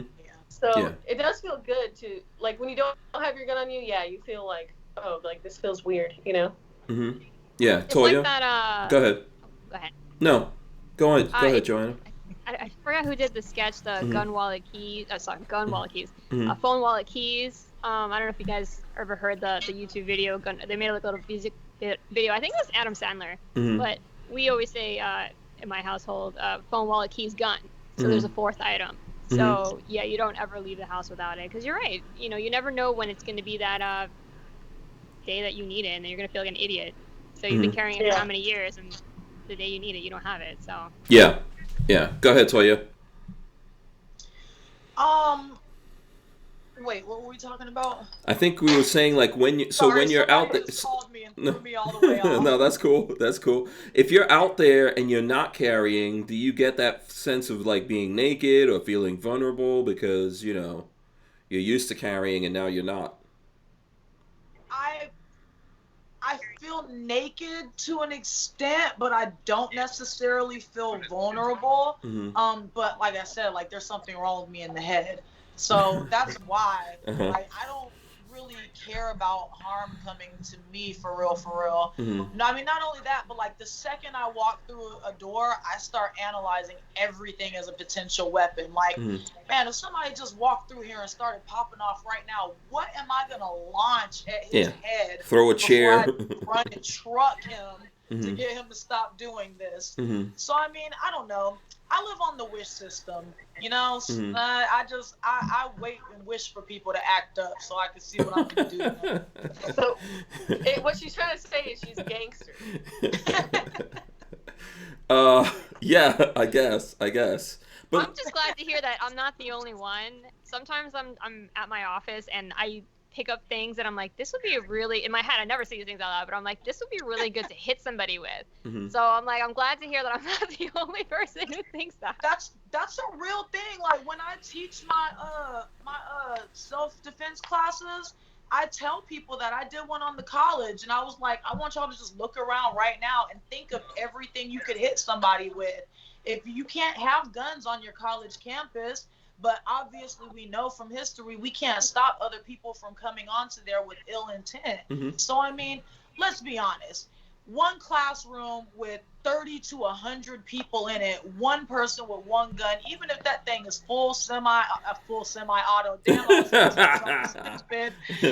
if it was fully auto, if everybody threw heavy, sharp objects at them, like, come on, let's just be real. Yeah. That is true. Yeah. I want to take one of your classes because they sound pretty cool. They're pretty awesome. We do everything. Yeah. Everything. Yeah. So I think that there's this. So for example, I was recently in New York, right? And when I was there, obviously I wasn't carrying because my CCW doesn't reciprocate and all that kind of stuff. And New York is that place that has no kind of understanding. But and then someone was like asking me that knew me. They were like, "Are you carrying right now?" I said no. They're like, "Oh, because you have a certain kind of like confidence or swagger or something like that, right?" And I think ultimately that's the thing. Like that's what you probably see in Toya. I just learned that growing up. You could see someone who is ready for a fight, and typically someone who is looking to victimize people doesn't want to mess with that person. And there's a certain kind of confidence that you get with yourself that whether or not you're armed, You have this idea in your mind, hey, I'm not just going to go down. I'm going to fight back to, whatever happens here. You have an understanding of guns. Even if that person has a gun, you have an understanding of it. You realize like, hey, this thing could destroy me. You don't have a feeling in your brain like, hey, if someone has a gun, I could go take it and take it apart or anything like that. But you have a certain confidence in what's going on, and you're thinking about your surroundings and what you would do if something happened. This all should be a part of what we're all incorporating, because it's not just the gun. The gun is not what does it. It's you, right? We all say that. It's not the guns don't kill people. People do it. It's not the gun that's dangerous. It's the person. Yeah. That's dangerous, right? And it's whether or not you look like, are you a predator or are you prey when you're out there? If you understand what I'm trying to say to you guys. So I think go ahead. I was gonna say my goal is to have people like, when people underestimate their opponent and then like they let their guard down and then it screws them in the end. So kind of like a honey badger, like I want people to see me as weak and to think that I'm weak. Like if someone's gonna come rob me or if someone's gonna attack me or hurt me, I want them to think that I'm just gonna be compliant and be scared and cry or whatever. But in reality, be so much more than that and just be like, like a lion and just rip them to pieces. Because then if people let their guard down and they just think, oh, like she's weak, like if someone was gonna come fight me and they think like, oh, I got this, and then it turns out I know like Krav Maga and I can like do all this stuff. I feel like that's a good thing too, Yeah, absolutely. I think it's just a sense of confidence that you have, and the place that it starts, if you want to, for example, is in your eyes. So regardless of what that person looks like, the guys who are out there robbing people, doing all kinds of bad things, thinking about doing bad things to people, they don't want to do it to the person who's making eye contact with them. Right? If they make eye contact with you and you look away, you look down, they're like, oh, this person, they're not really ready. Right? But if you make eye contact with them and you're looking right back in their eyes, they're like, okay, no. It's very tough. Yeah, it's very tough to do that. And so I just think and this is a state of mind that you probably don't even realize that you're in, when you're constantly calculating what's happening around you, and you're looking at things and you're ready for it, versus the person who's not looking, who's not ready, right? I think we kind of see that in today's world, that there's people just walking around out there on their phones. They're just completely unaware of what's happening. Well, that's called being a victim in waiting. Code white. Yeah. So let's see here. I'm gonna try to do some of the traditional gun things for the folks out there. I think it was Ronald Hot Boy asked this a while back, so I'll get it up. What was the first gun? Let's go with Trill. Toya, what was your first gun? Ooh, that Taurus G2, the PT 111. Gosh, that was awful. Did you have that before you went into the military? No, I didn't own anything before I went in. Okay. Actually, I was 20. I had just turned 20, so I was still kind of like growing up a little bit, and I don't think I was mentally stable enough to have a gun anyways.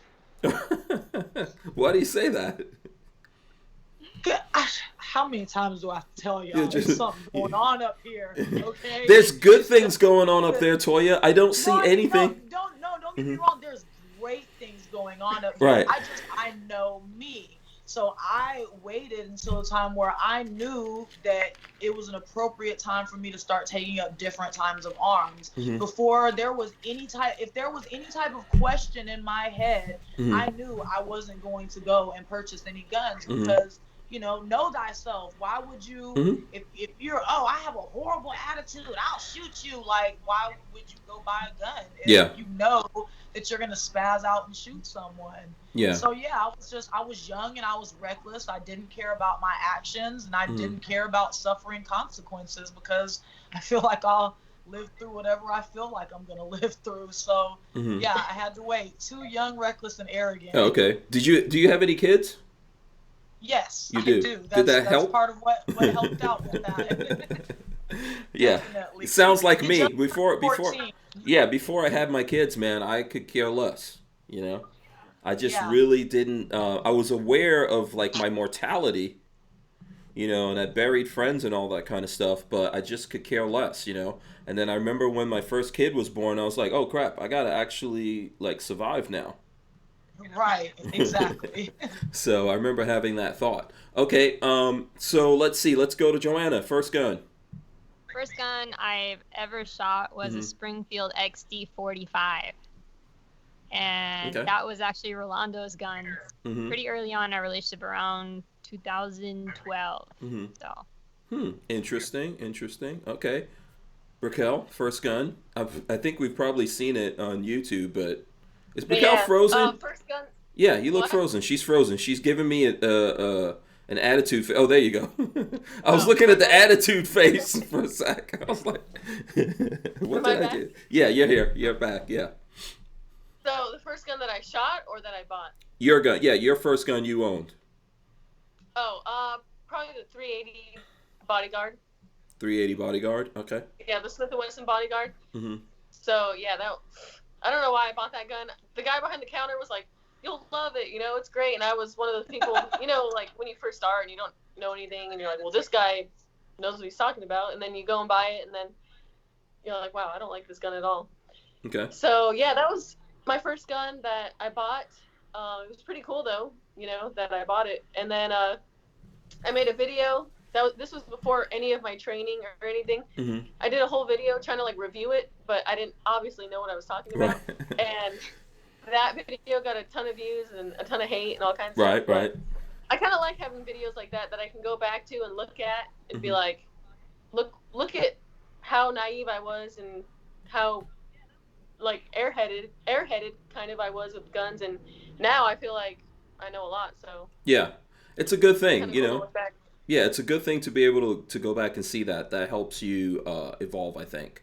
817 says, how about Ladies' Day at the Hacienda? Hank and Walter should give Lola and the ladies the red carpet treatment. Starts at the Hacienda. These ladies here, I'm sure, do a lot of shooting, but you all are welcome to come shoot on the Hacienda. Toya, if you're ever in Florida, we're like north central Florida, just outside of Gainesville. Same thing goes for you, Joanna. American Gun Chick has been I'll be out there there. next weekend. No. American Gun. I think we're the first people that you shot full auto with, right? Yeah, that was my first experience. So. Yeah, absolutely. Walter was talking about that the other day. He was like, you took my full auto virginity. Yeah. He was like, I remember when Raquel came out here and shot full auto. Now she doesn't know us anymore. No, that's not what he said. That's not what he said. Really? He was. And He didn't say that. Too, the 50 cal Huh? was badass. And the 50 cal too. The 50 that cal. was Yeah. amazing. Yeah. We were just reminiscing on that. Let's see what else we got in here. Night Train says, say what you want about Glock when it comes to reliability and what I will depend on to save my life. It's Glock or nothing else. I think there's, lots of people have things on that. I'm a Glock guy myself, but I think there's lots of good guns out there. And regardless of what the gun is, you need to put it through your own paces. Make sure you're aware of that gun and what it's going to do, what ammo works reliably in there, and that you can do maintenance and stuff like that on it. So let's see if we've got a bunch of other questions. You know what? You guys tell me, what's like the stuff on the front of your mind right now? Who's got some issues here that might be relative to the gun world? I don't know, or just something else that I'm probably the oldest one here right now. I can probably give you guys some sage advice. So what do you guys want to talk about? Oh, don't everyone be quiet all of a sudden. The forefront of my mind is more political stuff with, Political That's stuff? exactly what I was thinking. Okay. I was like, uh-oh, here we go. Well, you could talk What do you think you can't talk politics here, Toya? You can talk. Oh, no, Yeah. it's not. Okay. I mean, I'll talk about anything with anybody, but I'm a militant, pro-black, doesn't mean anti-white type of person. So I mean, I get a lot of opinions that go against mine. So from the gun world, you're saying? Depends on what kind of mood I'm in, I guess. Okay, so you're saying you get like thoughts or whatever from the gun world that go against yours? lots of them, especially as of late. Okay, what are you hearing? What are you hearing a lot of lately? Hit us with it. I mean, right now, I feel like we're getting a lot of, get over it. Well, if you hadn't done this, this wouldn't have happened, and snowflakes and just all kinds of In things. regards to Just what?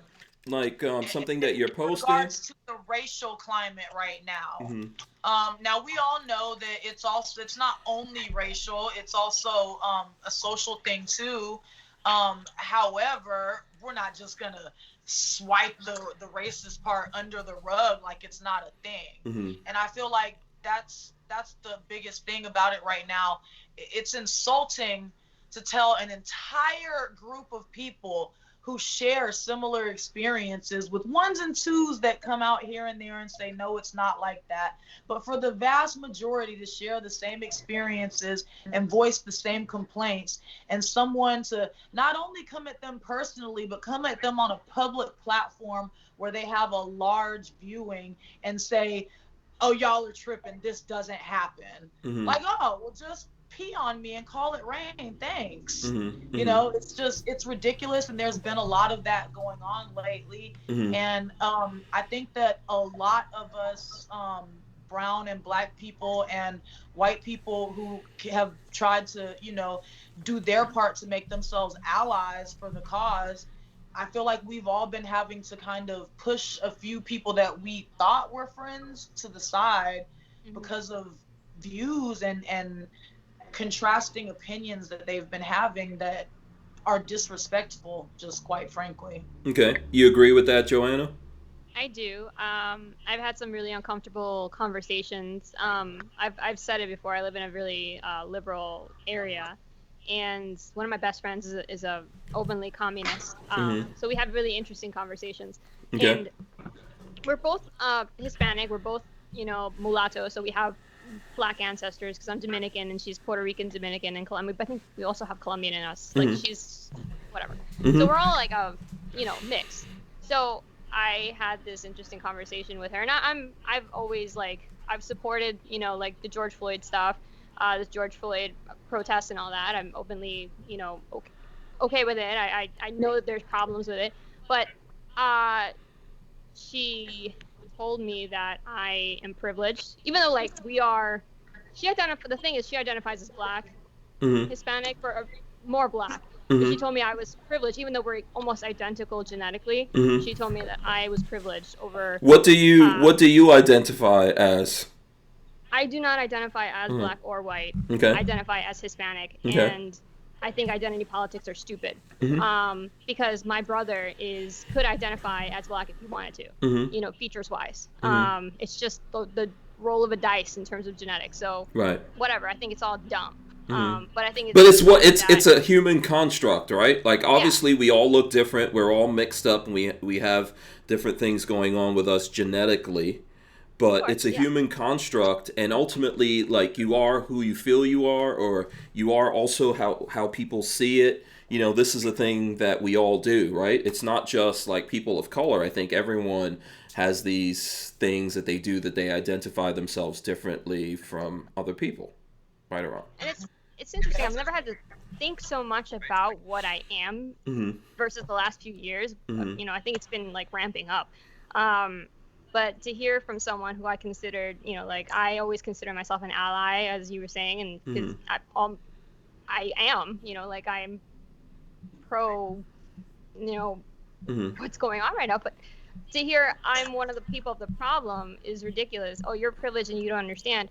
I've undergone so much racism in my life. I grew up in a very, very homogenous community, and I was the brown girl.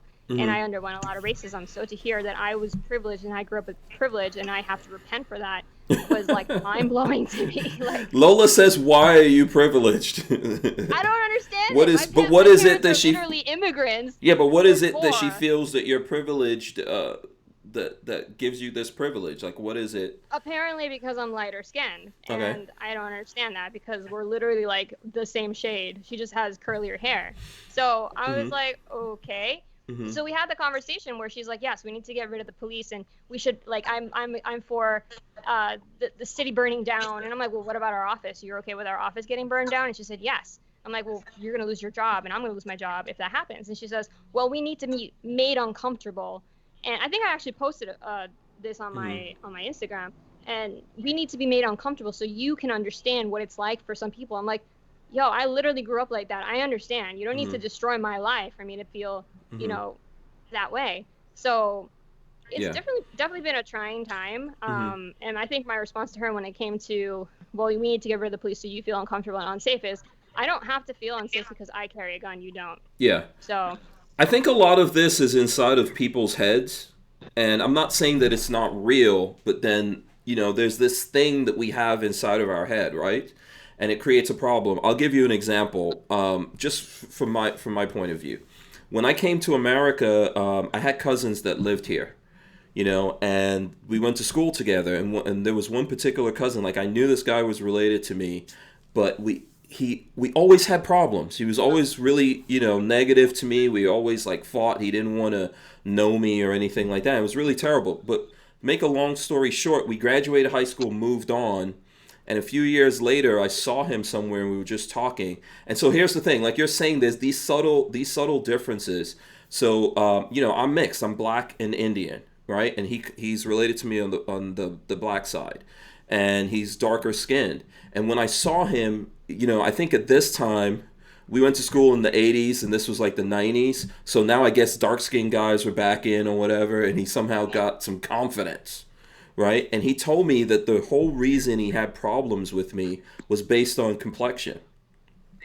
And that he had this problem, like he felt so bad about being darker that at the time he would put his head in the refrigerator and just do these weird things in order to be lighter, right? And it sounded crazy to me. But this was his frame of mind that he was going through. And then going off to college and then dark-skinned guys being in or whatever helped him come out of that, and for him to realize that the sole reason of his problems with me was based on our complexion, which I didn't see. Right? I just saw him like, here's a guy that's related to my father. He's one of my relatives. I kind of grew up traveling around the world and never had those people around me, and I was happy to see them and they weren't happy to see me.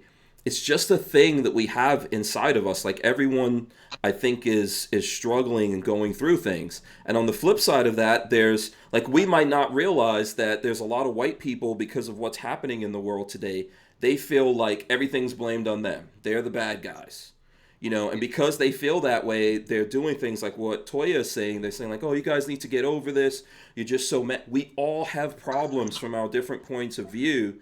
And we used to be able to talk about these things and even argue about these things and still be friends. But we're living in a world today where we're so segmented and separated from each other that the only way we feel we can deal with it is when you see, like, someone sees Toya, they feel like they have to fight with her in order to solve it, or they feel like they have to fight with you, or whoever it is. People just feel that way, and it's just mostly a psychological thing, even though there are real things in the world, like Toya is saying, that people have to deal with, right? Right. Yeah. So, go ahead, Brickell. I feel like you want to jump in here. No, I mean, you pretty much said it all. Bro, you white. You better say something. I'm not white though. I'm half Mexican actually, so I don't count as white. But everyone goes through their thing, right? You guys, we were talking about that here. You're women. There's things that you go through that as like a guy, I can't understand. And sometimes you feel mad at guys, right? Because we just don't understand what you're going through. Yeah. And I get that. No, I mean, I get how, like, let's say there was, you know, some guys that were like catcalling you or assholes or whatever, and then you hate those guys. Yeah, there's like, on all sides of everywhere, like with race and everything, like there's good people and bad people on both sides. So yeah, 2020, it just has been a weird year, and it sucks that, like, it almost feels like there's, like, I felt like there was going to be like a race war or something. I feel like there's people trying to make that happen, and it's ultimately all up to us. We just need to have some kind of understanding of each other. Right? But everyone wants to be in their corner. Everyone wants to be in their box. At the end of the day, I don't think most people want that. You know, so I feel like there's, I don't know, maybe like social media, the news and stuff, they're trying to make it happen more than we realize, because I don't think most people want that to happen, you know? Well, I mean, social media right now is being investigated for the oligarchy, they're all colluding with each other to put a certain message out. I mean, that's literally happening right now, where they were testifying in Congress for that, because it's true.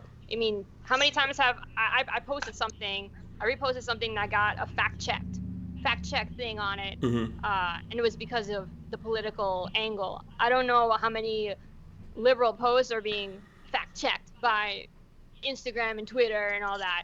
So I definitely think that social media has right now a reckoning coming to them, because it's a little bit, heavy-handed. Before, I think it was a little bit more subtle, but now you can't, say certain things. I mean, look at what happened with Mr. Guns and Gear a while back. He got his page taken down off of Facebook because he posted about a protest, back in the day before all these other protests. Like, so, social media definitely has been trying to steer the conversation and the, what people are thinking, because that's how people get their news nowadays. They scroll through their feed and they don't, really see what else is going out there. It's a curated, this is what we want you to believe, and that's why I always tell people, you need to get your face out of your phone, out of your Facebook feed, and really see what's going on. So it's important, again, to have education of more than just, in regards to the gun world, more than just, how to shoot and tactics. It's important to teach the people around you and spread the, hey, this is what's going on in the world, because it will affect your guns and it will affect your rights. Yeah. Lola made this comment. She says, wasn't Toya working at one of the protests recently? So were you working at a protest, or were you protesting? So I wouldn't necessarily, I was working on my own accord.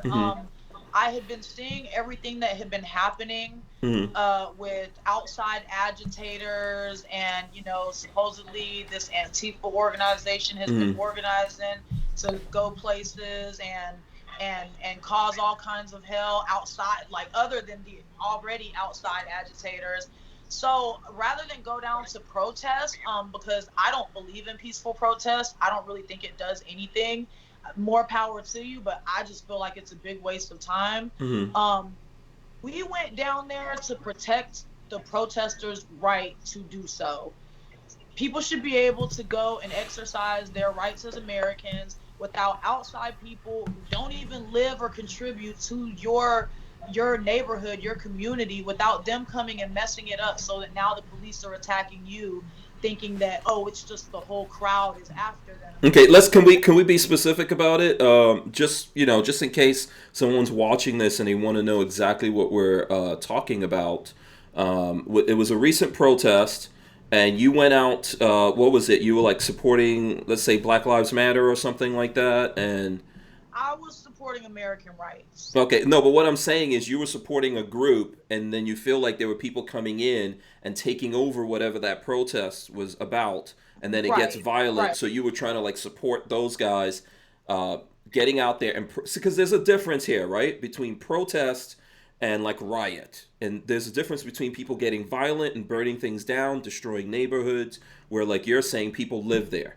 So if people want to protest something bad that happened, you wanted to get out there and make sure those guys could do that, and that these outside agitators didn't come in. Okay. Yeah. Do all of that. Do all of that, because that's your right to do so. Am I a member of Black Lives Matter? No. I don't even recognize it as an actual organization. Being in is like, I don't know anyone who gets orders or who gets directions from anybody or emails from them or anything like that. Most of us are just people who believe that Black Lives Matter, and it just turned into more of a chant, more of a saying, rather than we're all in this big, huge network conspiring against America or something like that. So I think there's a separation. Like, I wasn't trying to pin you down to that. I was just trying to figure out what it was that you were saying that people were coming after you about. And I think that is the difference that a lot of us don't realize.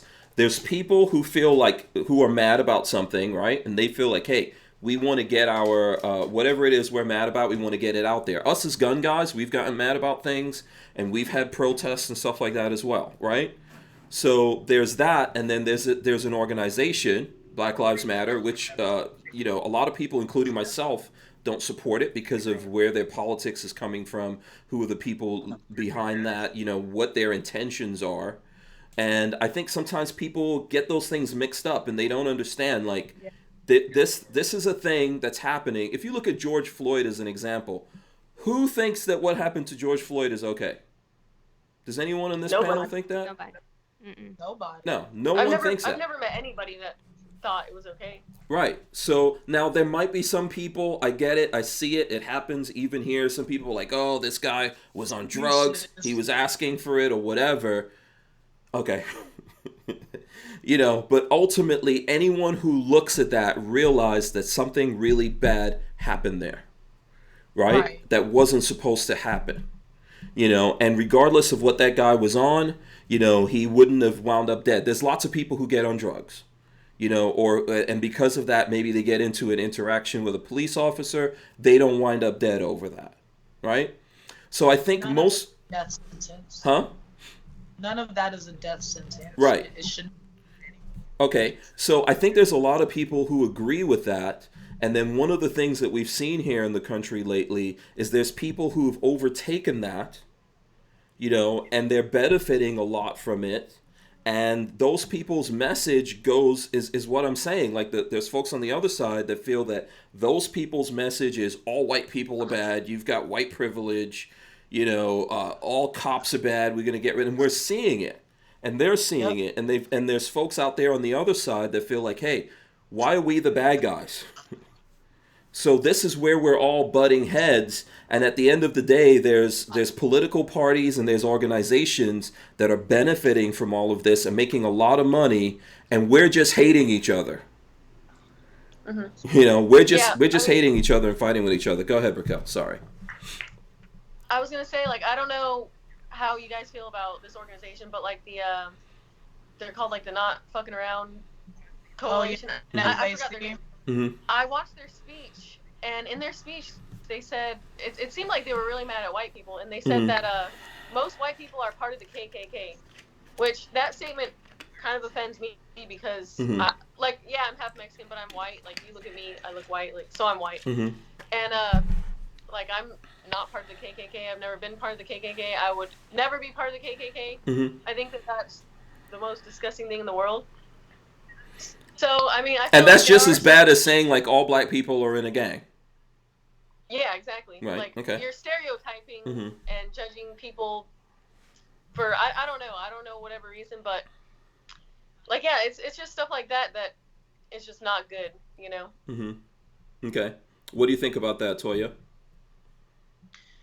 I mean, at the end of the day, our surroundings growing up, you know, the things that we have seen are the things that shape who we are and shape our opinions about the world and about other people. So just like when I talk to my friends that are fully white and, you know, try to break certain things down so they can understand it from the perspective of someone else, I tell them, you know, listen, the reason that I'm even willing to explain this to you is because I can tell, like, you know, you want to be an ally. You didn't mean it this way. You know, your upbringing, something about your upbringing made you say this, but you didn't have any malicious intent behind it. So, you know, there's white men, they're never going to know what it's like to walk through the world as you. Just like you're never going to know what it's like to walk through the world as a white man.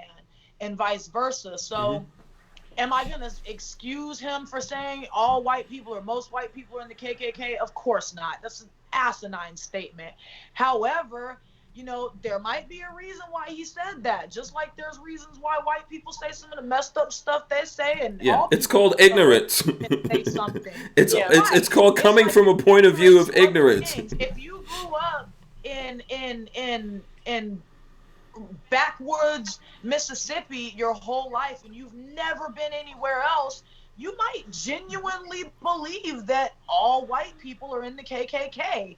It's ignorance, but I mean, there's a reason behind a lot of it. So, I mean, of course, I know that you are not the lashing out type, Raquel, but, you know, where most people would take what he said and lash out at him, Just like Hank is saying, we all need to be able to talk to one another Mm-hmm. and be able to have these conversations, because some people, this is their reality. Some people get around white people and get scared. Some people get around black people and get scared.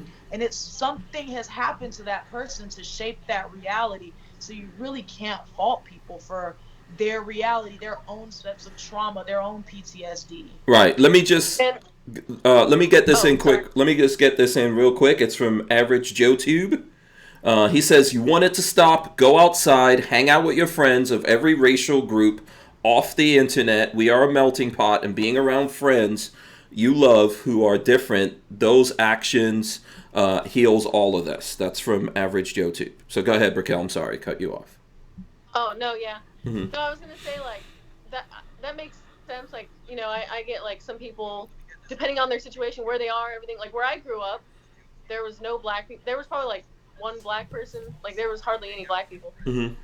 So but I don't think that affected me in any way, because I don't really have any opinions about any, like, I don't know. I see people like everyone's just the same to me, but like the problem with that group that I have is that they're talking about taking over Texas, and like I just recently learned about them, so I don't know how serious they are or what they're trying to do or what, but it seemed like their message, it seemed to me, what I took from it, they were very anti-white people and like hated white people, and they wanted to take over Texas.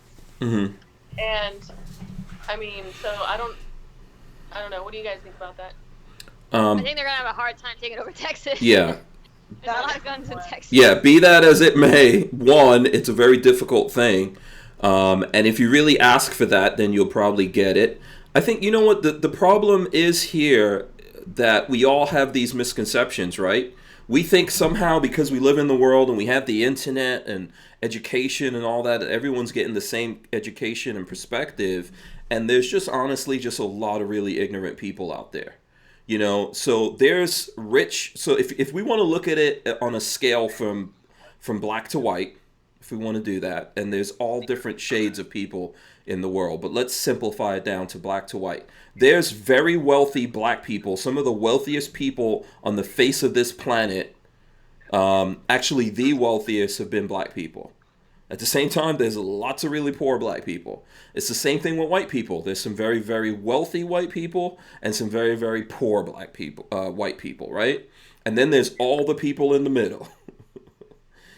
So everyone has their different experiences. There's someone who is black or Latino or whatever it is, and they grew up in the hood somewhere, in the inner city. And there's someone who's white and they grew up in the country somewhere, and they're both poor. And they have a lack of access to things, and they have to deal with who their parents and their family were, and their surroundings and the things that they had to deal with. It's called being a human being. It's this genetic lottery that we just drop into it. You're a man, you're a woman, you're black, you're white. We've got all these differences and ways that we look at the world. And when we get mad, the first thing we do is blame it on someone else. And some of that is true. Right? Some of that is true depending on where that's coming from. So in my life, I've been, I've lived in places where there's not a lot of people that look like me, and I've dealt with the people who don't look like me, having a problem with me because of the way I look, and it's gone the other way, right? I've lived places where there's a lot of black people, and they have a problem with the way that I look. It's happened. Like I went to a high school that was mostly black people, and when white kids came there, they got their asses kicked. Okay? And we've seen it go the other way. This is just like a weird thing about life, that it's true for that person. Like for everyone's perspective, it's true for them that this is how their world is, like Toya is saying, and they don't see anything different. And then we're all looking at it that way, and we don't have this thing in our brain to say, okay, why is this happening? Can I empathize? You don't have to feel sorry for someone, but can you understand where they're coming from? Can they understand where you're coming from? Yeah. Can we just, go ahead. I was going to say, yeah, like, Toya's right. I mean, like, I've never been a black man, and I never will be, so I have no idea what it's like to be a black man. You've never been a white dude, so you have no idea what it's like being a white dude. Like, Mm-hmm. I feel like when we're all and the way people grow up, some like there's a difference between people that live in like Nashville, Tennessee, or people that live in like Atlanta or like New York City. Mm-hmm. Like color wise and just like where you live, all those things. So I feel like a lot of the fighting back and forth stems from like people just don't know what it's like to be each other. So that's why we're all always fighting, you know? Mm-hmm. Mm-hmm. I We think have no idea. I think that's where it's coming from. I think people are just mad about whatever their situation is, and a lot of times we blame it on other people. So along the lines of what you're saying, Toya, imagine for me, like you're of, you're a black person of American descent, right? And I was born in the Caribbean. Right. To black people outside of America, like myself, someone in Africa and the Caribbean, if you come to America and you look at what black people are going through, you can understand it. Like my ancestors were slaves. I was born in a third world country. So I get it, right? But when Well, I I mean, and colorism is worldwide. yeah, but here's the thing. When I look at it, I say, okay, that's bad, but you're in America. Do you see what I'm saying? So like I came to That's America. relative. It is relative. It is relative, and the reason why I'm saying this to you is because someone outside of America, where all these opportunities don't exist, when they come to America, they go, "Listen, this is terrible. We go through the same thing. Like when I came here, no one knew the difference, right? So if they were gonna be racist to me or whatever it was, they didn't know like this guy's from the Caribbean or whatever. I don't even have that accent, right? Right. So I still went through that. But to me, I looked at it as like, wow, this is America.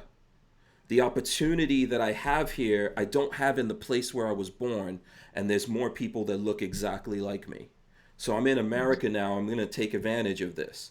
And the weird thing is, like my friends that were black and they were from here in America, they would tell me, "Oh, these damn immigrants coming over here, taking our jobs and doing all this stuff." And I'm like, I wouldn't be able to take something from you if you didn't want it. Do you see what I'm saying? It's perspective, and a lot of times we let that destroy us instead of saying, listen, okay, this is tough, this is horrible, what happened, but I'm responsible now for myself, right? Because I feel like all of these things are true to that person, but now you have to ask yourself, what are you going to do from here? So if you feel like you're in this situation because your ancestors were slaves and you had to deal with institutional racism and all these blocks that get put in your way solely because of your color, okay, you got that. Now what are you going to do with it from here? And that's really the thing. Is a symbol going to help you? Is someone taking down statues and putting up other statues going to help you? Or is there a real thing that's going to do something about this? Because the real thing you can work on and you can move forward. That symbolism, no matter how many symbols someone gives you, it's not going to make a difference if you still have that thing in your mind. I don't know if that makes sense. No, it completely makes sense. If you're just going to be a trash person for the rest of your life, you're just going to be a trash person if you don't do anything about it and clean yourself up. Mm-hmm. However, Mm-hmm. yes, all of that symbolism does need to go because there is a hill that certain people have to climb that other people don't have to climb. Yeah, you can still make it to the top just the same as the other person did, but when you get up there, you're 30 pounds lighter, dehydrated, and Mm-hmm. you're down to your bones, and the other person is fat and happy.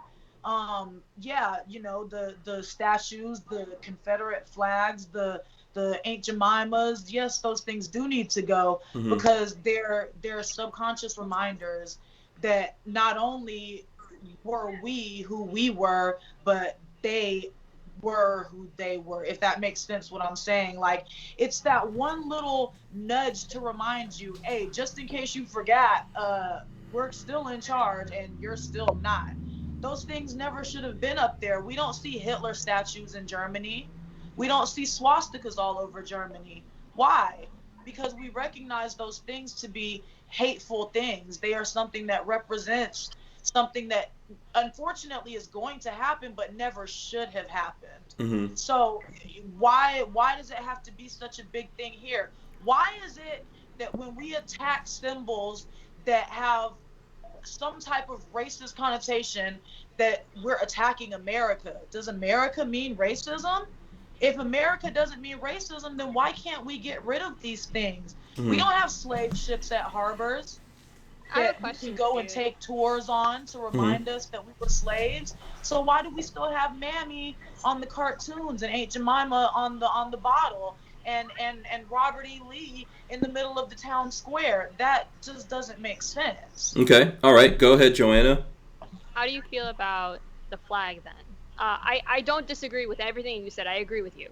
But how do you feel about people disrespecting the American flag and saying that America is racist and that's a symbol of racism? Okay, so I feel like America does have racist roots. I feel like we do still have a lot of racial undertones in this country. That's somebody who is a biracial person saying that, and seeing it from my own family of non-Southerners. And that's also from someone who grew up in Texas, who grew up mostly in Southeast Georgia, which is one of the most racist places in this country, and someone who's been to other countries and seen it be done other ways and seen it be done more properly. Not to say that racism doesn't happen everywhere, because it does, but I've never seen it like how we do it here.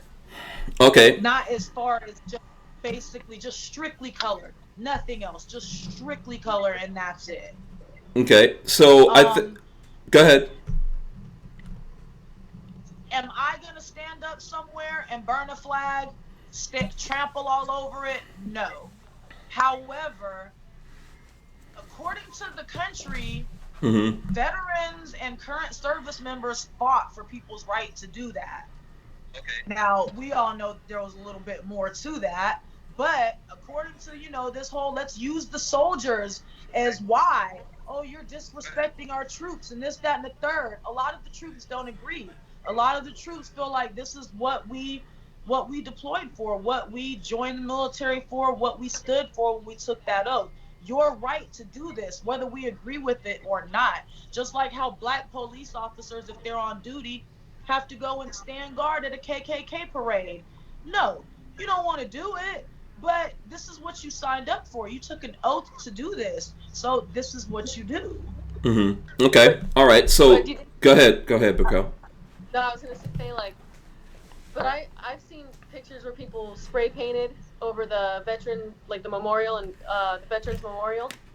Like, I don't think they would have been happy about that. Like, I don't think that's okay or cool or anything. No, I mean, we might not be happy about it, but we don't have to be. Yeah. So there's a whole bunch of questions here, and the first, let's make something clear here. We're not on separate sides, right? But we're having a discussion. This is the way people should actually discuss these things and process things. I'm not trying to change Toya's mind or anyone's mind here. I just want people to think about stuff. So there's probably a couple of different things here. Let's go back. Do you equate the swastika, with the American flag? Is that the same thing? Or let me ask. Okay, so you equate the swastika to be the same thing as the Confederate flag? Yes. Okay, why? Because I grew up in Southeast Georgia, and there are some white people who will get very lax around biracial people that they're comfortable with, and say things that they would not say around black people. And that being my climate growing up in the South, am I going to say all white people in the South are racist? No, that's crazy. I've got friends down here. Okay. However, if you are that adamant over it to the point where, I mean, come on, we see it. It's obnoxious sometimes. The big, huge Confederate flag hanging out the back of your truck, flying, like, you're doing that for a reason. It may not be necessarily to get a negative reaction, but you're trying to get some type of reaction from that. Okay, I think for some people they are doing that. I think ultimately it's symbolism, and everyone has their symbols that they associate with, right? So you said you've been in other countries that you've seen do it better. I'm just curious. What countries have you seen do it better? So, I mean, like Germany, for instance. Okay. Of course, there's racism that happens in Germany. But Germany, I mean, if people think America is a melting pot, I met people from all over the world that Mhm. spoke fluent German, fluent English, Portuguese, all Mhm. kinds of stuff. And people were just so melted into one another. Now, this is my experience. Mhm. From the years that I was over there, I've never had such mixed up groups of friends Mhm. to where I never caught an undertone of any type of racism. I never caught anything like that. Myself, now I'm 33 years old. Myself growing up in the South, there was no mixing of friends. I was the only mixed person in the town that I lived in. Mhm. There was no us mingling together. There was those few here's and there's that were friends. I went to high school with a girl whose name was Christy K. Kennedy. Her initials were KKK. Mhm. Like, this isn't stuff that we all just made up. There are members, there is a ranking establishment of the Mhm. KKK right now. You Mhm. can buy the roads off the side of the road in stands where I'm from. So, just like I said, our experiences make us. Mhm. Yes, I consider the Confederate flag to be akin to a swastika. Okay. And so do you associate like why do you think it's akin to that? Do you associate it with slavery? Yes, I associate it with wanting to hold on to a certain type of lifestyle. uh even the people who came from the poor flat families who Mhm. couldn't afford slaves, their families still have that rooting back in their history, their family history, that they were still for it as well. Mhm. It wasn't only about the economy of things, it was also about keeping a people down.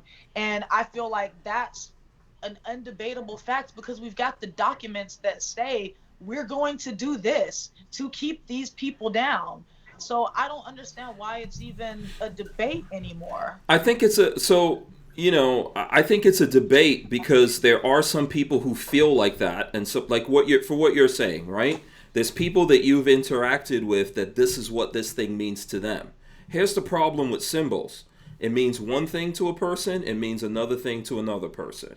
So if we're gonna start getting rid of symbols, and if we think we can actually first of all, in Germany, there's Nazis still. Oh Okay, yeah, so I know that. there could be Huntsville laws. was built by Nazis. Well, I mean, there could be like Lola's saying here that there were some people in certain like special ops German military units who were practicing Nazis, neo Nazis, and all that kind of stuff. So, and Germany has made a lot of these things illegal, right? People are still going to do it because this is what these symbols mean to people. They're still going to do it. At the same time, they haven't gotten rid of everything. They didn't get rid of the camps and all that kind of stuff. We have these things in history to remind us about what people did. But once we get to the point where we start talking about symbolism, like if a symbol represents this to you and then it has to be destroyed, regardless of what it represents to another person, then do you agree if that other person say that your symbols have to be destroyed because to them it means something bad?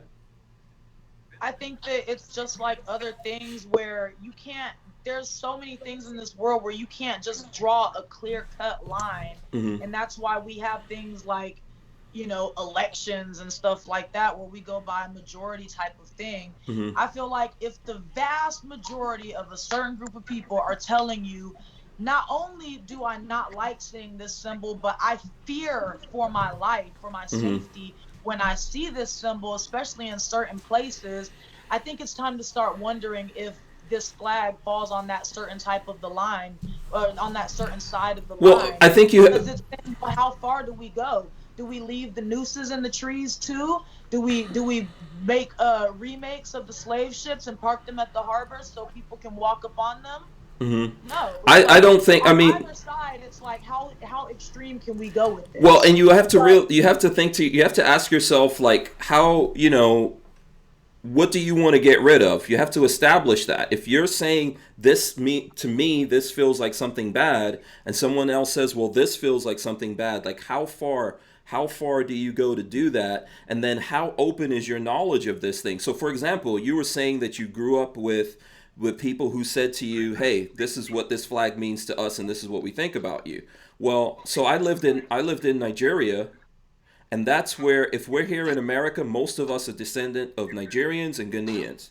Ghanaian's what Lola is, right? West Africa during the slave trade was what they call the Kingdom of Ghana. Nigeria, Ghana, most of that West Africa, that's where the slave triangle went from, right? It went from Africa, West Africa, came over into the Caribbean, came up into America, went back to Africa. So I grew up, I lived in Nigeria, and when any African person gets mad at you, they say this, I don't know if you ever heard it, but they tell me, you guys are the garbage we threw away. You Americans, black Americans, black people from the Caribbean, you're the garbage we threw away. That's how you wound up in slavery. So how far do we take that? Do we punish those people? Are their flags like bad things also? Should we not, like, should I have not gotten married to my wife? That's exactly how her family feels about me. Should I hold that against her? Should I hold that against them? Like, how far do we go with this if we really sit here and look at, I'm not saying to you that there's not something bad. What we all need to do is understand that this is what happened, but we need to see it, we need to see it in the light that it is. And then if someone identifies with this thing and they think to them this has something to do with their ancestors and it's a good thing, but to you it's a bad thing, we have to learn how to balance that out, because we'll never agree with each other. And no matter what we do. You can go back to what I just brought up about the flag. Mm-hmm. Our own American flag is now being seen as a symbol of hatred and racism. I see it as something I'm very proud of because of my background and my truth, as they say nowadays. I came from a family of immigrants, so it was a good, like you, and this is a country to me where I'm extremely patriotic because I know what we came from. And this country gave my family so much hope and so much advantage and so much, where we are today couldn't have happened if we were still in DR or in Colombia. So to me, when I see the American flag, it's a symbol of hope and progress mm-hmm. for me, for my family. But I experienced racism. I got told, I got followed around stores. I was treated like a criminal because I was, brown. Mm-hmm. I went through a lot. I was told to go back to Mexico at least once a day, and I'm not even mm-hmm. from Mexico. I've never been there. Mm-hmm. So we all have these different experiences. But to me, even though I went through racism, which is completely different for other races, the American flag is still a symbol of hope and pride. Yeah. So, but not to everyone. But not to everyone. So where do we draw the line in terms of let's destroy symbols? Well, some people hate the American flag. Mm-hmm. Yeah, I was gonna say real quick that honestly, personally, when I see people burn the American flag, that really pisses me off. I don't like people doing that because I do believe that this is the best country in the world, and I do believe that we have so many more rights than lots of other countries, and I think this is a really good country. I mean, we have a lot of things we should definitely fix, and people that run this country, I feel like can be some pretty bad people, but I just don't like seeing people do that. I feel like it's disrespectful, and I guess it is a form of freedom of speech. But I guess people waving the Confederate flag, that's their freedom of speech. Like Hank said, they might wave it because they're proud, like Southern pride or whatever. Maybe they're not racist. Maybe they are. Mm-hmm. We don't really know people's intentions unless we would ask them. So I do agree that symbols can be used in different ways. So do we need, my next question is, do we ban that flag? Do you want to ban that flag, or do we just allow people to have freedom of speech, no matter whether it's really good or it's really bad, or, Mm-hmm. I think the thing that we're going to run into, right, is symbols, because they represent, we can't stop things meaning something to people. So if you create a symbol, it's going to mean something, right? Do you understand? I think you understand what I'm saying, Toya, right? Yeah. If once you create a symbol, someone's going to go, that's good, that's bad. What we have to do is that whatever happened in the past, we should never forget about it.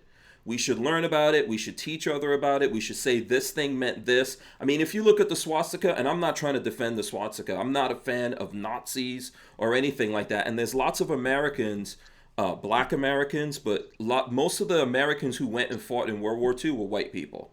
And when they went out there and they fought in World War II and died, a lot of them died, they made the world a better place, not just America. If you realize history, you'll realize that America got into that war kind of late when the rest of the world was getting its ass kicked, right? And America went into that war and lots of people died, Americans, and a lot of them were white Americans. Okay, so altogether, America is kind of like a new place on the planet, and there's bad things in the history.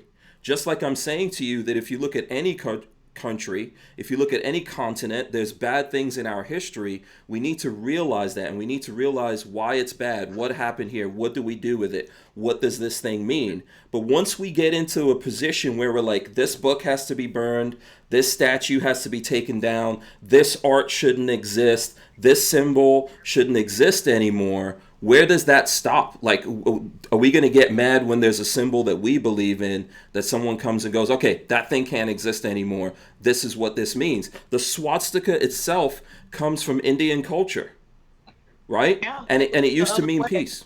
Yeah. So all of these, like every symbol in the world gets corrupted, but ultimately we're fighting about symbols instead of actually making America a better place. If we really want to do that, if we've got to, like, all of us in the gun world agree that police in general have too many powers. We all agree with that. Okay? Yet what we're doing right now, instead of saying, okay, we got to put some limits on these police, we got to make some rules about how people are hired, how they're disciplined, how they're trained about this. We're like, how we're going to solve this? Let's take all these statues down, get rid of these things. These people were bad people. We're picking and choosing who's the heroes and stuff like that. And in some cases, people are absolutely right. The thing is, though, is that none of that actually solves it because all we want is a symbolic victory of something instead of actually doing something. Because if we do something about it, what goes on we're the ones responsible for right now. And I know we're running over time here, but here's the thing. Whoever came before us, they were responsible for their time. And if you have your parents, they messed up, they did things, they have all kinds of ideas or whatever, and they weren't great. So there's good things and bad things in the past. But we're here right now. And we're responsible for this. And America in 100 years from now, if we take responsibility and we teach that to our children and we really change things and really do things, it could be a better place. Right? But that's up to us. But if we keep fighting, this is my feeling about it. If we keep fighting about the symbols and we don't know how to let that go, 100 years from now, we'll still be fighting about the symbols. Someone will still be mad about the Confederate flag. So people will still hate the American flag. People will still let's take down this statue. The statues we take down today and we put up another statue to replace it, someone's going to be like, that's an evil person. That was a bad person. They did this, they did that. And we wouldn't have really changed anything. Would we put a Bin Laden statue at the 9/11 memorial? I mean, that's what I mean. For sure, I don't think we would, but there's extremes on the side of this line that we're trying to create. Mm-hmm. It's either we're gonna pacify everyone and we're gonna make it to where everything is just as bland and as non-confrontational and not defending anyone at all. I mean, not offending anyone at all. Or we're going to go to the point where everybody can just say everything to everyone, no matter who it is, no matter what it is, and no matter the effect that it has on those people. Yeah. I think we should... Well, I guess, Go ahead, Raquel. It is very bad, when people say racist stuff to each other and all that stuff.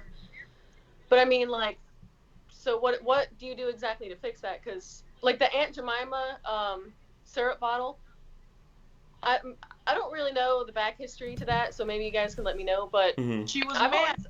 She was mammy.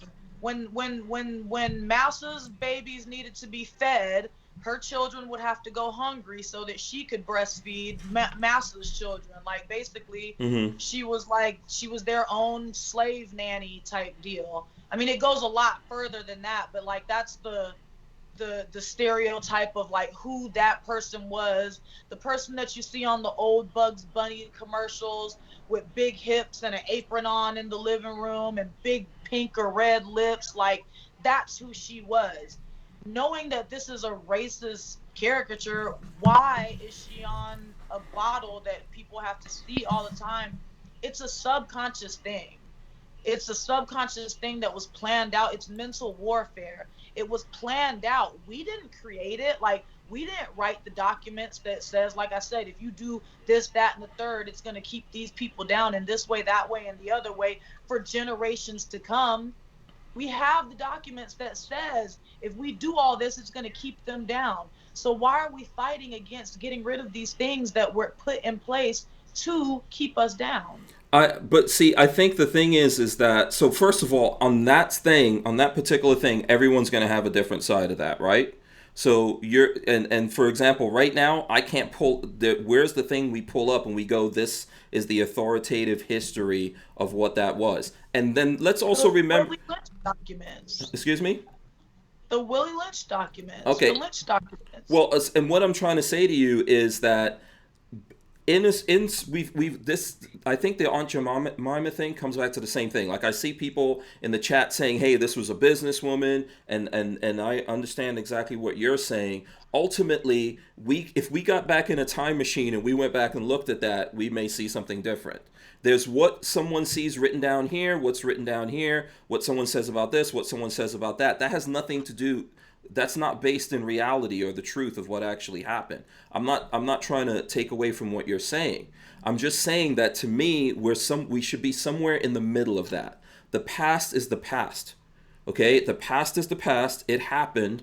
We shouldn't erase it. I'm not saying that we should go take some slave owners and make new statues to them. But at the same time, you have to realize that the statues that you're pulling down are relatives and to people who don't feel that way that you do about those people, right?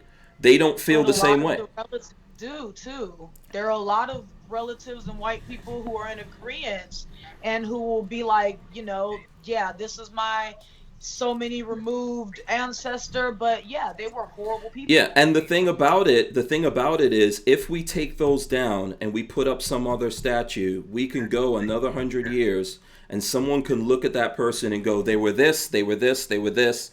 That shouldn't be up there. And I mean, so maybe we stop idolizing people, and maybe we start looking to one another instead. There's no clear-cut. I mean, if you think about it, and I'm not trying to say this from a religious point of view. If you think about this, the Bible talks about symbolization, right? And idolatry. Right. But guess what? We all practice it in some shape or form. We all practice this. It's us. It's the human nature. To someone, this thing is good, even if it's for a bad reason, or to them, it's for a good reason. No one thinks that they're the bad guy. And most people are in the middle of that. They're not the bad guy. They're just doing, this is life, and this is how they're living life, okay? If I talk to my wife's people, they basically feel, hey, this was life. Human life didn't mean that much to us, so we sold our brothers and sisters. That's just the way that it was. Actually, that still goes on today, right? Most people are in the middle of that, and if we really get caught up in the vicious cycle of the symbols, and we're not gonna erase the symbols, we're not gonna get rid of them. Even if we do right now and we make it look like, okay, we got rid of the symbols, a lot of what you're doing is making other people go, oh, okay, so my side lost. We lost. You took something away from me. I'm not going to let it go. I'm going to keep that now in my heart, and I'm going to keep doing things. And so we all need to let go of it. Like, everyone needs to let go of it on both sides and go, okay, this is what it is. We all go travel places and go look at old things. If you really sit there and analyze the old things that you're looking at, what are you really looking at? Do you really know the history of this old thing that you're looking at? Or you just go, this is an old thing. We should just leave it, let it go, and move on and build new things that mean new things to us, right? That will mean things to people in the future. But if we're just focused on destroying things, like, how are we different from the people in Afghanistan that were destroying statues? They were burning down museums and destroying all these things. How are we different from them? Because we're trying to pretend. We celebrated in America when they did that. We celebrated when they for them. We celebrated when they were destroying art. Not the art, when they were tearing down the statues and they were happy, like, we celebrated for them. Why is it a problem? Okay, here? we were talking about if I first of all, I don't celebrate anything like that because of how I see it. But you're talking about a statue to Saddam Hussein. That's a completely different thing, right? Because when we say that, we're putting other people who there's all these people here that are ancestors of them, and we're like, yeah, your ancestor was no different than Hitler or Saddam Hussein. And that's not the truth. It doesn't mean that there weren't bad things that happened, but everyone has. Because it's, if you weren't there, if someone writes your history and they're on the opposite side of you, what are they going to say about you? And are you going to be there to argue that? I'm not saying there weren't bad people and we don't have bad people, of course. But everything, it doesn't equate to that. We just feel like it equates to that. Right, just like you feel like a statue of Robert E. Lee coming down and the statue of Saddam are two different things, and to some people they might not be. I think if you look at history, they are two different things. You think? See, but this is the problem. This is where we get caught up in that, right? This is where we get caught up in that thing. Because Saddam Hussein and Hitler built a different world. Definitive. Right. Like 100%. This is different. There's no way it can be the same. Yeah. I think opinion. But yes, exactly. It is opinion. And if so intelligent that's what people, I'm saying. I just flipped the absolutely. I just flipped your opinion on you, basically. Absolutely. But people, so it was okay when it was Saddam. It was okay if it was Hitler. But if it's America and it's Robert E. Lee or some other famous slave owner, it's no, we should leave it and just get over it. See, this is the thing, though, right? What is the truth of this, and who's the adjudicator of what the truth is of that? Exactly. Okay? That's why I say it's relative. Yeah, but who's the adjudicator of the truth of that? So do you know everything about Saddam? No. Do you know everything about Robert E. Lee? Adjudicator of the truth. Do you know everything about Robert E. Lee? No, but that's the point that I'm making. And ultimately, I'm what we know. I'm not going to say that it's a different thing for one or for the other because I don't know. I wasn't there. Mm-hmm. But neither one were you. So how can you say it's definite a bad thing here, but it's okay on this side? You can't, just like I can't. None of us can. None of us can. Yeah, none of us can. What we're all doing. When it's Saddam and the man ran up and lifted his stuff and put his junk in Saddam's face, and then say, "Oh, let's leave it," when it's America and let's just get over it. No, that's what I'm trying to say to you is, first of all, America and Iraq are two different places, right? And I think everyone realizes that. Would you have lived in Iraq under Saddam Hussein, whether you know about it or not? Would you have lived there? I mean, I live anywhere, but would you? But realistically, would you live there? A daughter or a female friend to live there? No. Okay, so then they were different countries, right? To an extent. They're massively different places. About right now, they're massive. Are we talking about from the perspective of a woman, a black person? I mean, to a black person, the South in the 50s, 60s, and before that may have felt like how Iraq has felt recently. Yeah, I think this would be a circular argument because I think all of that is relative. All of that is relative. No, that's my only point. Point. It's all relative. But it's be okay with one thing here and then not okay with it on the other side, because at the end of the day, they're all informed, educated opinions, but they are just that. It's an opinion. Yeah, here's my thing. So if you want to know about Iraq, I think the problem with Iraq came down because America intervened in that. The people there didn't intervene in it, right? So do we want another country to intervene to fix this thing? Do we want to actually go to war over statues and flags and stuff like that in America? Is our life so bad in America, like in Iraq, in Afghanistan, in other places around the world, people felt that things were so bad that it was worth it for them to do that? Do we all feel that way in America? And also, I mean, I don't recognize that that's what we went to war for, but that's a whole different conversation. Hank, you just got a super chat from James Miller for $5. It says, "Why are they Axis? Why are they tearing down Frederick Douglass's statue?" Yeah, I'm not sure why someone's tearing down the statue. I Yeah, I'm not sure or which which one? statue. I'm not sure which statue to Frederick Douglass. I know there was someone tearing down a Frederick Douglass statue, but who took it down?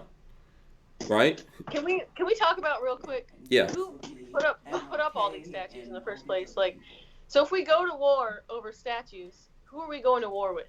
Can we talk about that? I guess we're The going to people war. who idolize those people. Which is who though?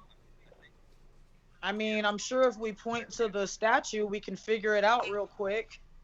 But like the people, I mean, Hank, like the people that put up those statues, are we talking about like you and me?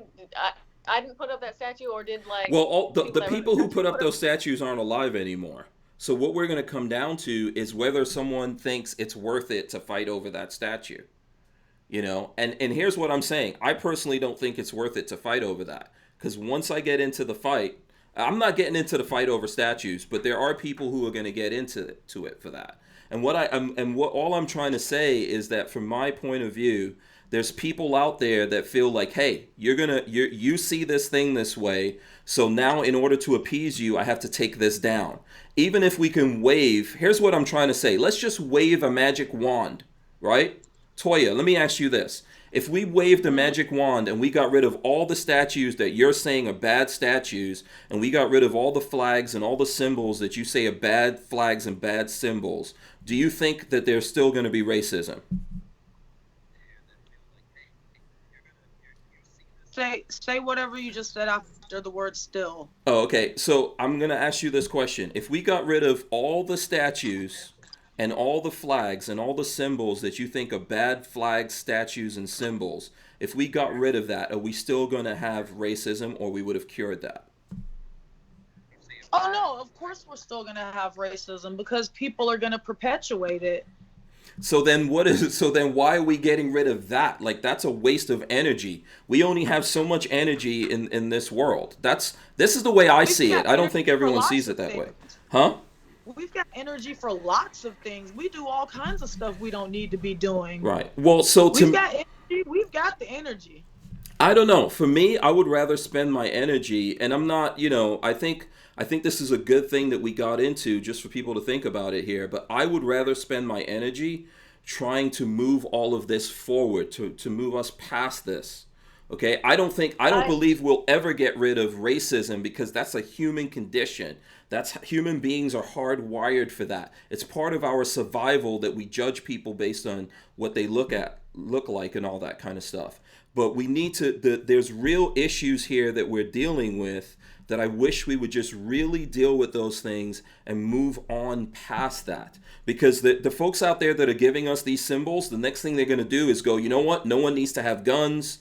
No one needs to do this. No one needs to do that. That, to me, is a more important thing. That's where you really come at my freedom. That's where I lose my ability to actually defend myself from someone that wants to enslave me.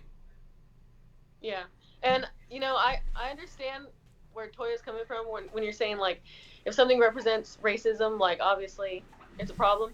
Mm-hmm. But at the same time, like, I understand how erasing things and getting rid of things, maybe it'll, over time, people, like, for example, like, if we got rid of all those things and then over time people didn't know about those things and then people started being racist, they wouldn't understand where it stemmed from. Or, like, another example, like the Bible. I mean, I'm sure there's lots of things in there that offend people, but if people wanted to get rid of the Bible, that would be a problem too, right?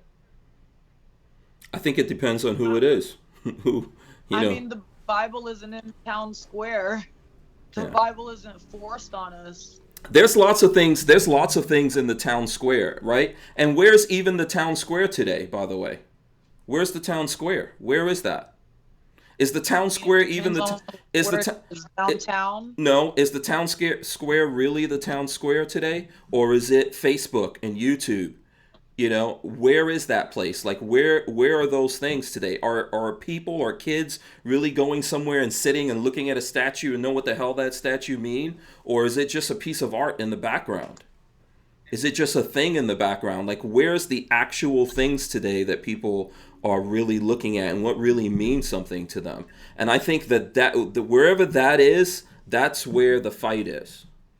Okay, if we really want to change things, we could get so easily thrown off by symbols, is what I'm trying to say, and symbolic things, and accepting symbols from people. And I think, like, I remember listening to Malcolm X talking about this, right? There's videos out there that people can go look at, and Malcolm X was talking about politics and Republicans and Democrats. And he was like, the people I hate the most are the people who give black people symbols. Okay, and then set up certain people as this is the winner. We're going to give you all these symbols. These guys are the winners. They get money and power, and everyone else gets symbols. And we're still here. And that was a guy talking about this stuff 60 years ago, 70 years ago. And we're still here, that we're still fighting that fight because some people got picked. And they're the people with the power and the influence or whatever. And then symbols got given out, and we didn't actually solve anything, and we didn't deal with anything, and we didn't move on with our lives. You have to be careful too, not specifically about symbols, but the erasure of history is something we need to be careful of, because people, if you erase too much and you edit too much, I mean, Gone with the Wind was edited. Certain books are now being edited. So how far does that go too? Because eventually the fear with that is that you will erase history altogether. I mean, some people don't even believe that the Holocaust exists. Yeah. Well, and to think about it this way, look, like I was trying to say to you, if you go back to, I'm telling you, my wife is standing right next to me. She's African. We did a genetic test. She's 100% African. And this is one of the reasons why people in her family were very upset that we got together, we got married, we had children. And they've told me that you're the garbage we threw away. Do I live my life trying to punish them, or do I love my wife and my children, and do we make a new world? And that's what we control. That's what we actually have control of. Right? And I think I wish that more people would spend time thinking about that. Because the thing about the statues and all that could all get settled real easy. Real easy, we could get settled. You know how? Everyone says, okay, let's meet here and let's fight it out. But guess what? That fight might not end the way that you want it to end. And when that fight is over and it doesn't end the way you want it to end, there'll be more statues to people that folks think are bad people, right? And the world will change from that, because that's the ultimate way that we solve things. We solve it in reality. We either go out and fight about it and tear the statues down and kill this person and do whatever. And then whoever took over Iraq, whoever took over Afghanistan or anywhere else, they're now writing history. And that's the same thing we'll do if we go that route. But if we don't go that route, one of the choices we have is to move forward from this and acknowledge stuff like that was terrible. That was bad. Let's not be like that. Let's be better than that. Let's move on. Let's fix this thing. This is how we fix this. Let's look past politics and people's beliefs and everything, because we'll never settle that. But let's say everyone in America needs to be equal under the law. Right? That's what's important. Regardless of who you are, what you believe, your sexual orientation, your religion, whatever it is, we need to be equal under the law. We need to be able to defend ourselves. In that moment that someone comes and tries to take away our freedom, we need to be able to defend ourselves. And then when we have to go to court, we need the law to treat us equally. And then we can move forward from that. And eventually, I'm telling you, 100 years from now, we'll have a different world. But if we just keep fighting about these old people who are dead and dust, regardless of why you don't like it and this person loves it or whatever it is, we're not fixing anything. I don't. Yeah, Yeah. Gun rights are humans' rights. Yeah, I mean, you and I don't completely disagree on the matter. Like, of course, there's no point in sitting down in the corner and crying about it. No. There's also no point where, if you look at white people as a group of people as our oppressors, it's kind of stupid thinking about it to try and ask your oppressor for help, because they're your oppressor. So that doesn't even make sense. However, do I still think the stuff needs to go? Yes. I feel like burn it down, tear it up, get rid of it. You know what? But I could no, listen, I 100% understand that. And I'll tell you what, Toya, you are a person that will have a statue in the future. I'm not just saying that, right? In this community that we're in, you're a person that everyone looked at when you did what you did. I remember That's before I met you. See, this is the thing. Like, I didn't meet you, and then someone said, "Oh, this is the woman who did this." I heard about you just like everyone else in the news. Like, this chick is badass, right? She didn't hide from this dude. She took this dude out. And then I met you, and I was like, "Oh, she's the real deal. That's exactly how she is." And so what I would like, for me, I think you're going to be a future statue, right? People have already held you up in this community and other places. Even though there's, some not so good people in the community, most of the people in this community have held you up. I would like to hold you up. I would like to see you move forward and do what you're doing. And I would like to see you build a statue that people like recognize. I'm not saying you got to do a statue, right?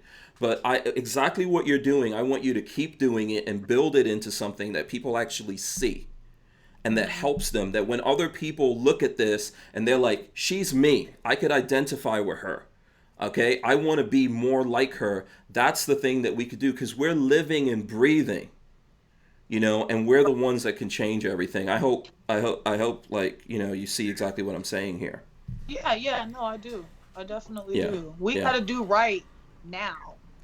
Mm-hmm. Yes, we can do things about what happened in the past. Yes, there are things that I feel like should be done to rectify the things that have happened in the past.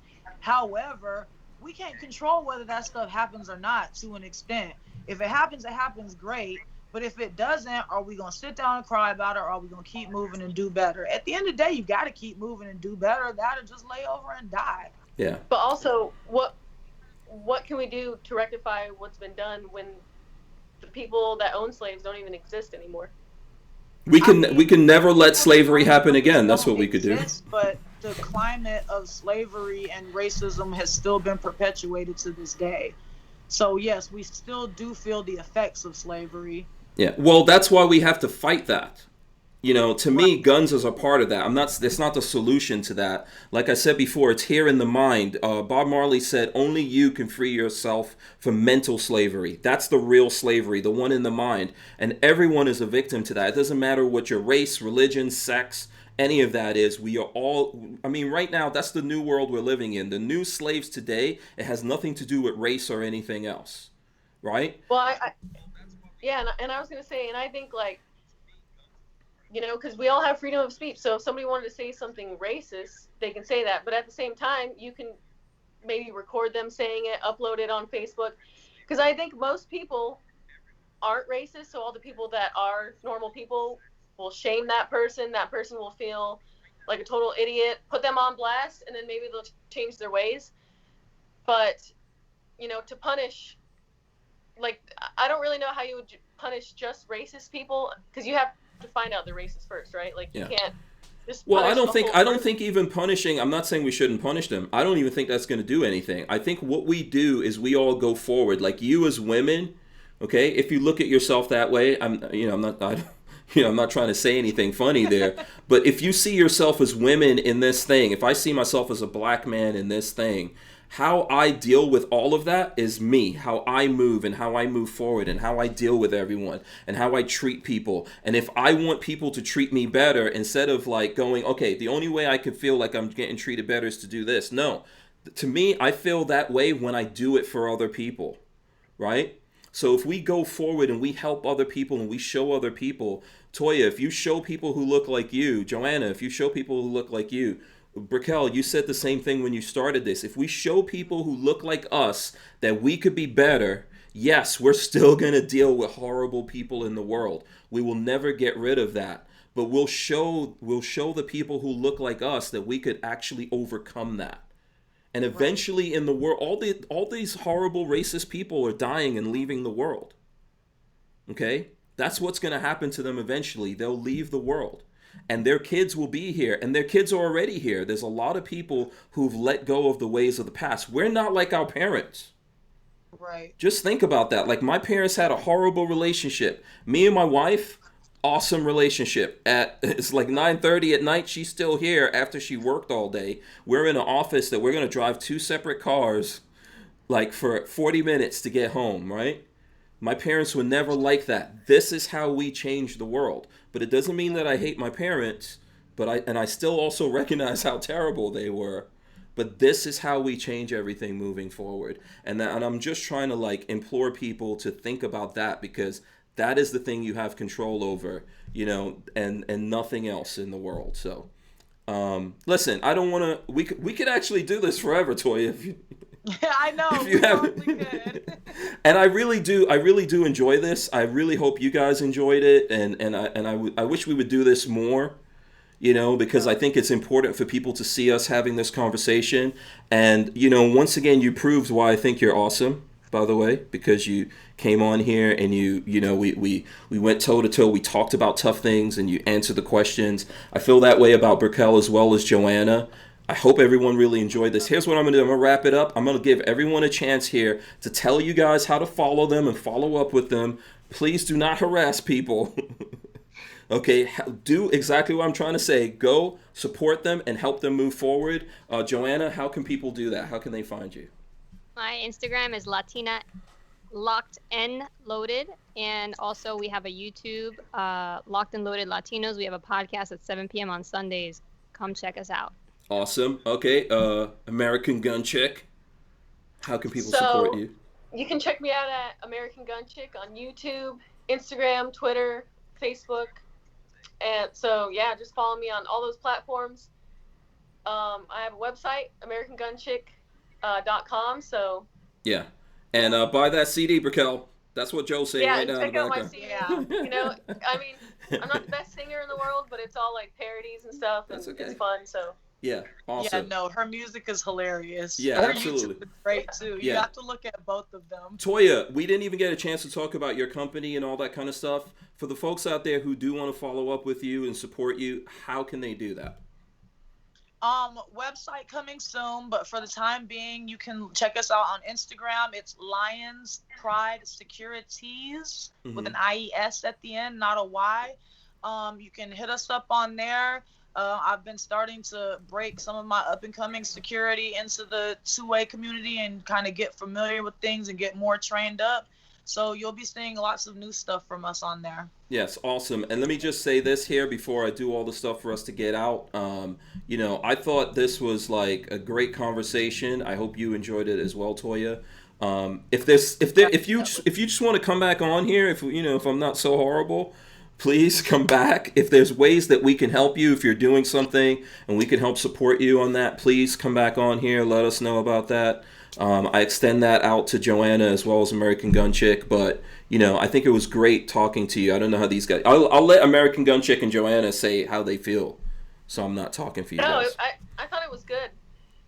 I like it when the conversations get kind of deep, you know, and people's opinions. Like, the cool thing is that we can all talk about things and we can disagree about things, but it doesn't mean we're like, F you. Hell no. I don't feel that way. I actually love you guys more. Is that weird? Everyone's experience in life is different, so it's good to hear different perspectives. Yeah. Exactly. We were all able to keep it adult, intelligent, and censored. Absolutely. and I think we've all experienced hate, whether it's like our race, our gender, our hair color. Like I think we've all I think we've all experienced hate before. It's just we're all different, so we have different perspectives and stuff like that, but it doesn't mean that anybody's wrong. It just means that it's just different, you know. Yeah, absolutely. This was awesome, so I hope we do it again. Thank you so much, guys. I really appreciate you all, by the way, taking all the time, going overtime here, putting up with me and my big mouth. Lola, don't worry, Lola will tell me off after this. And Lola's the MVP. Yeah, absolutely. Lola's the MVP. The real MVP. Yeah, absolutely. So please support these guys. Big shout out to Harry's Holsters. Go to hankstrange.com. Everyone stay right there. I'm going to run in the end right now. I would like to see everyone hit the subscribe button, ring the bell so you can be notified every time we go live. Please do really support these guys. I mean that. I'm not just saying it. These are all great women here, and I'm glad that they're in the gun community, and you all need to support them. I would like to see that. I want to hear them tell me, oh, you know what? We got a lot of people came on board and supported us and all that kind of stuff. Thanks so much, guys. I really appreciate it. Thanks. All right. Yeah, thanks for having us. You're welcome. All right, we're out of here. We'll see you guys tomorrow.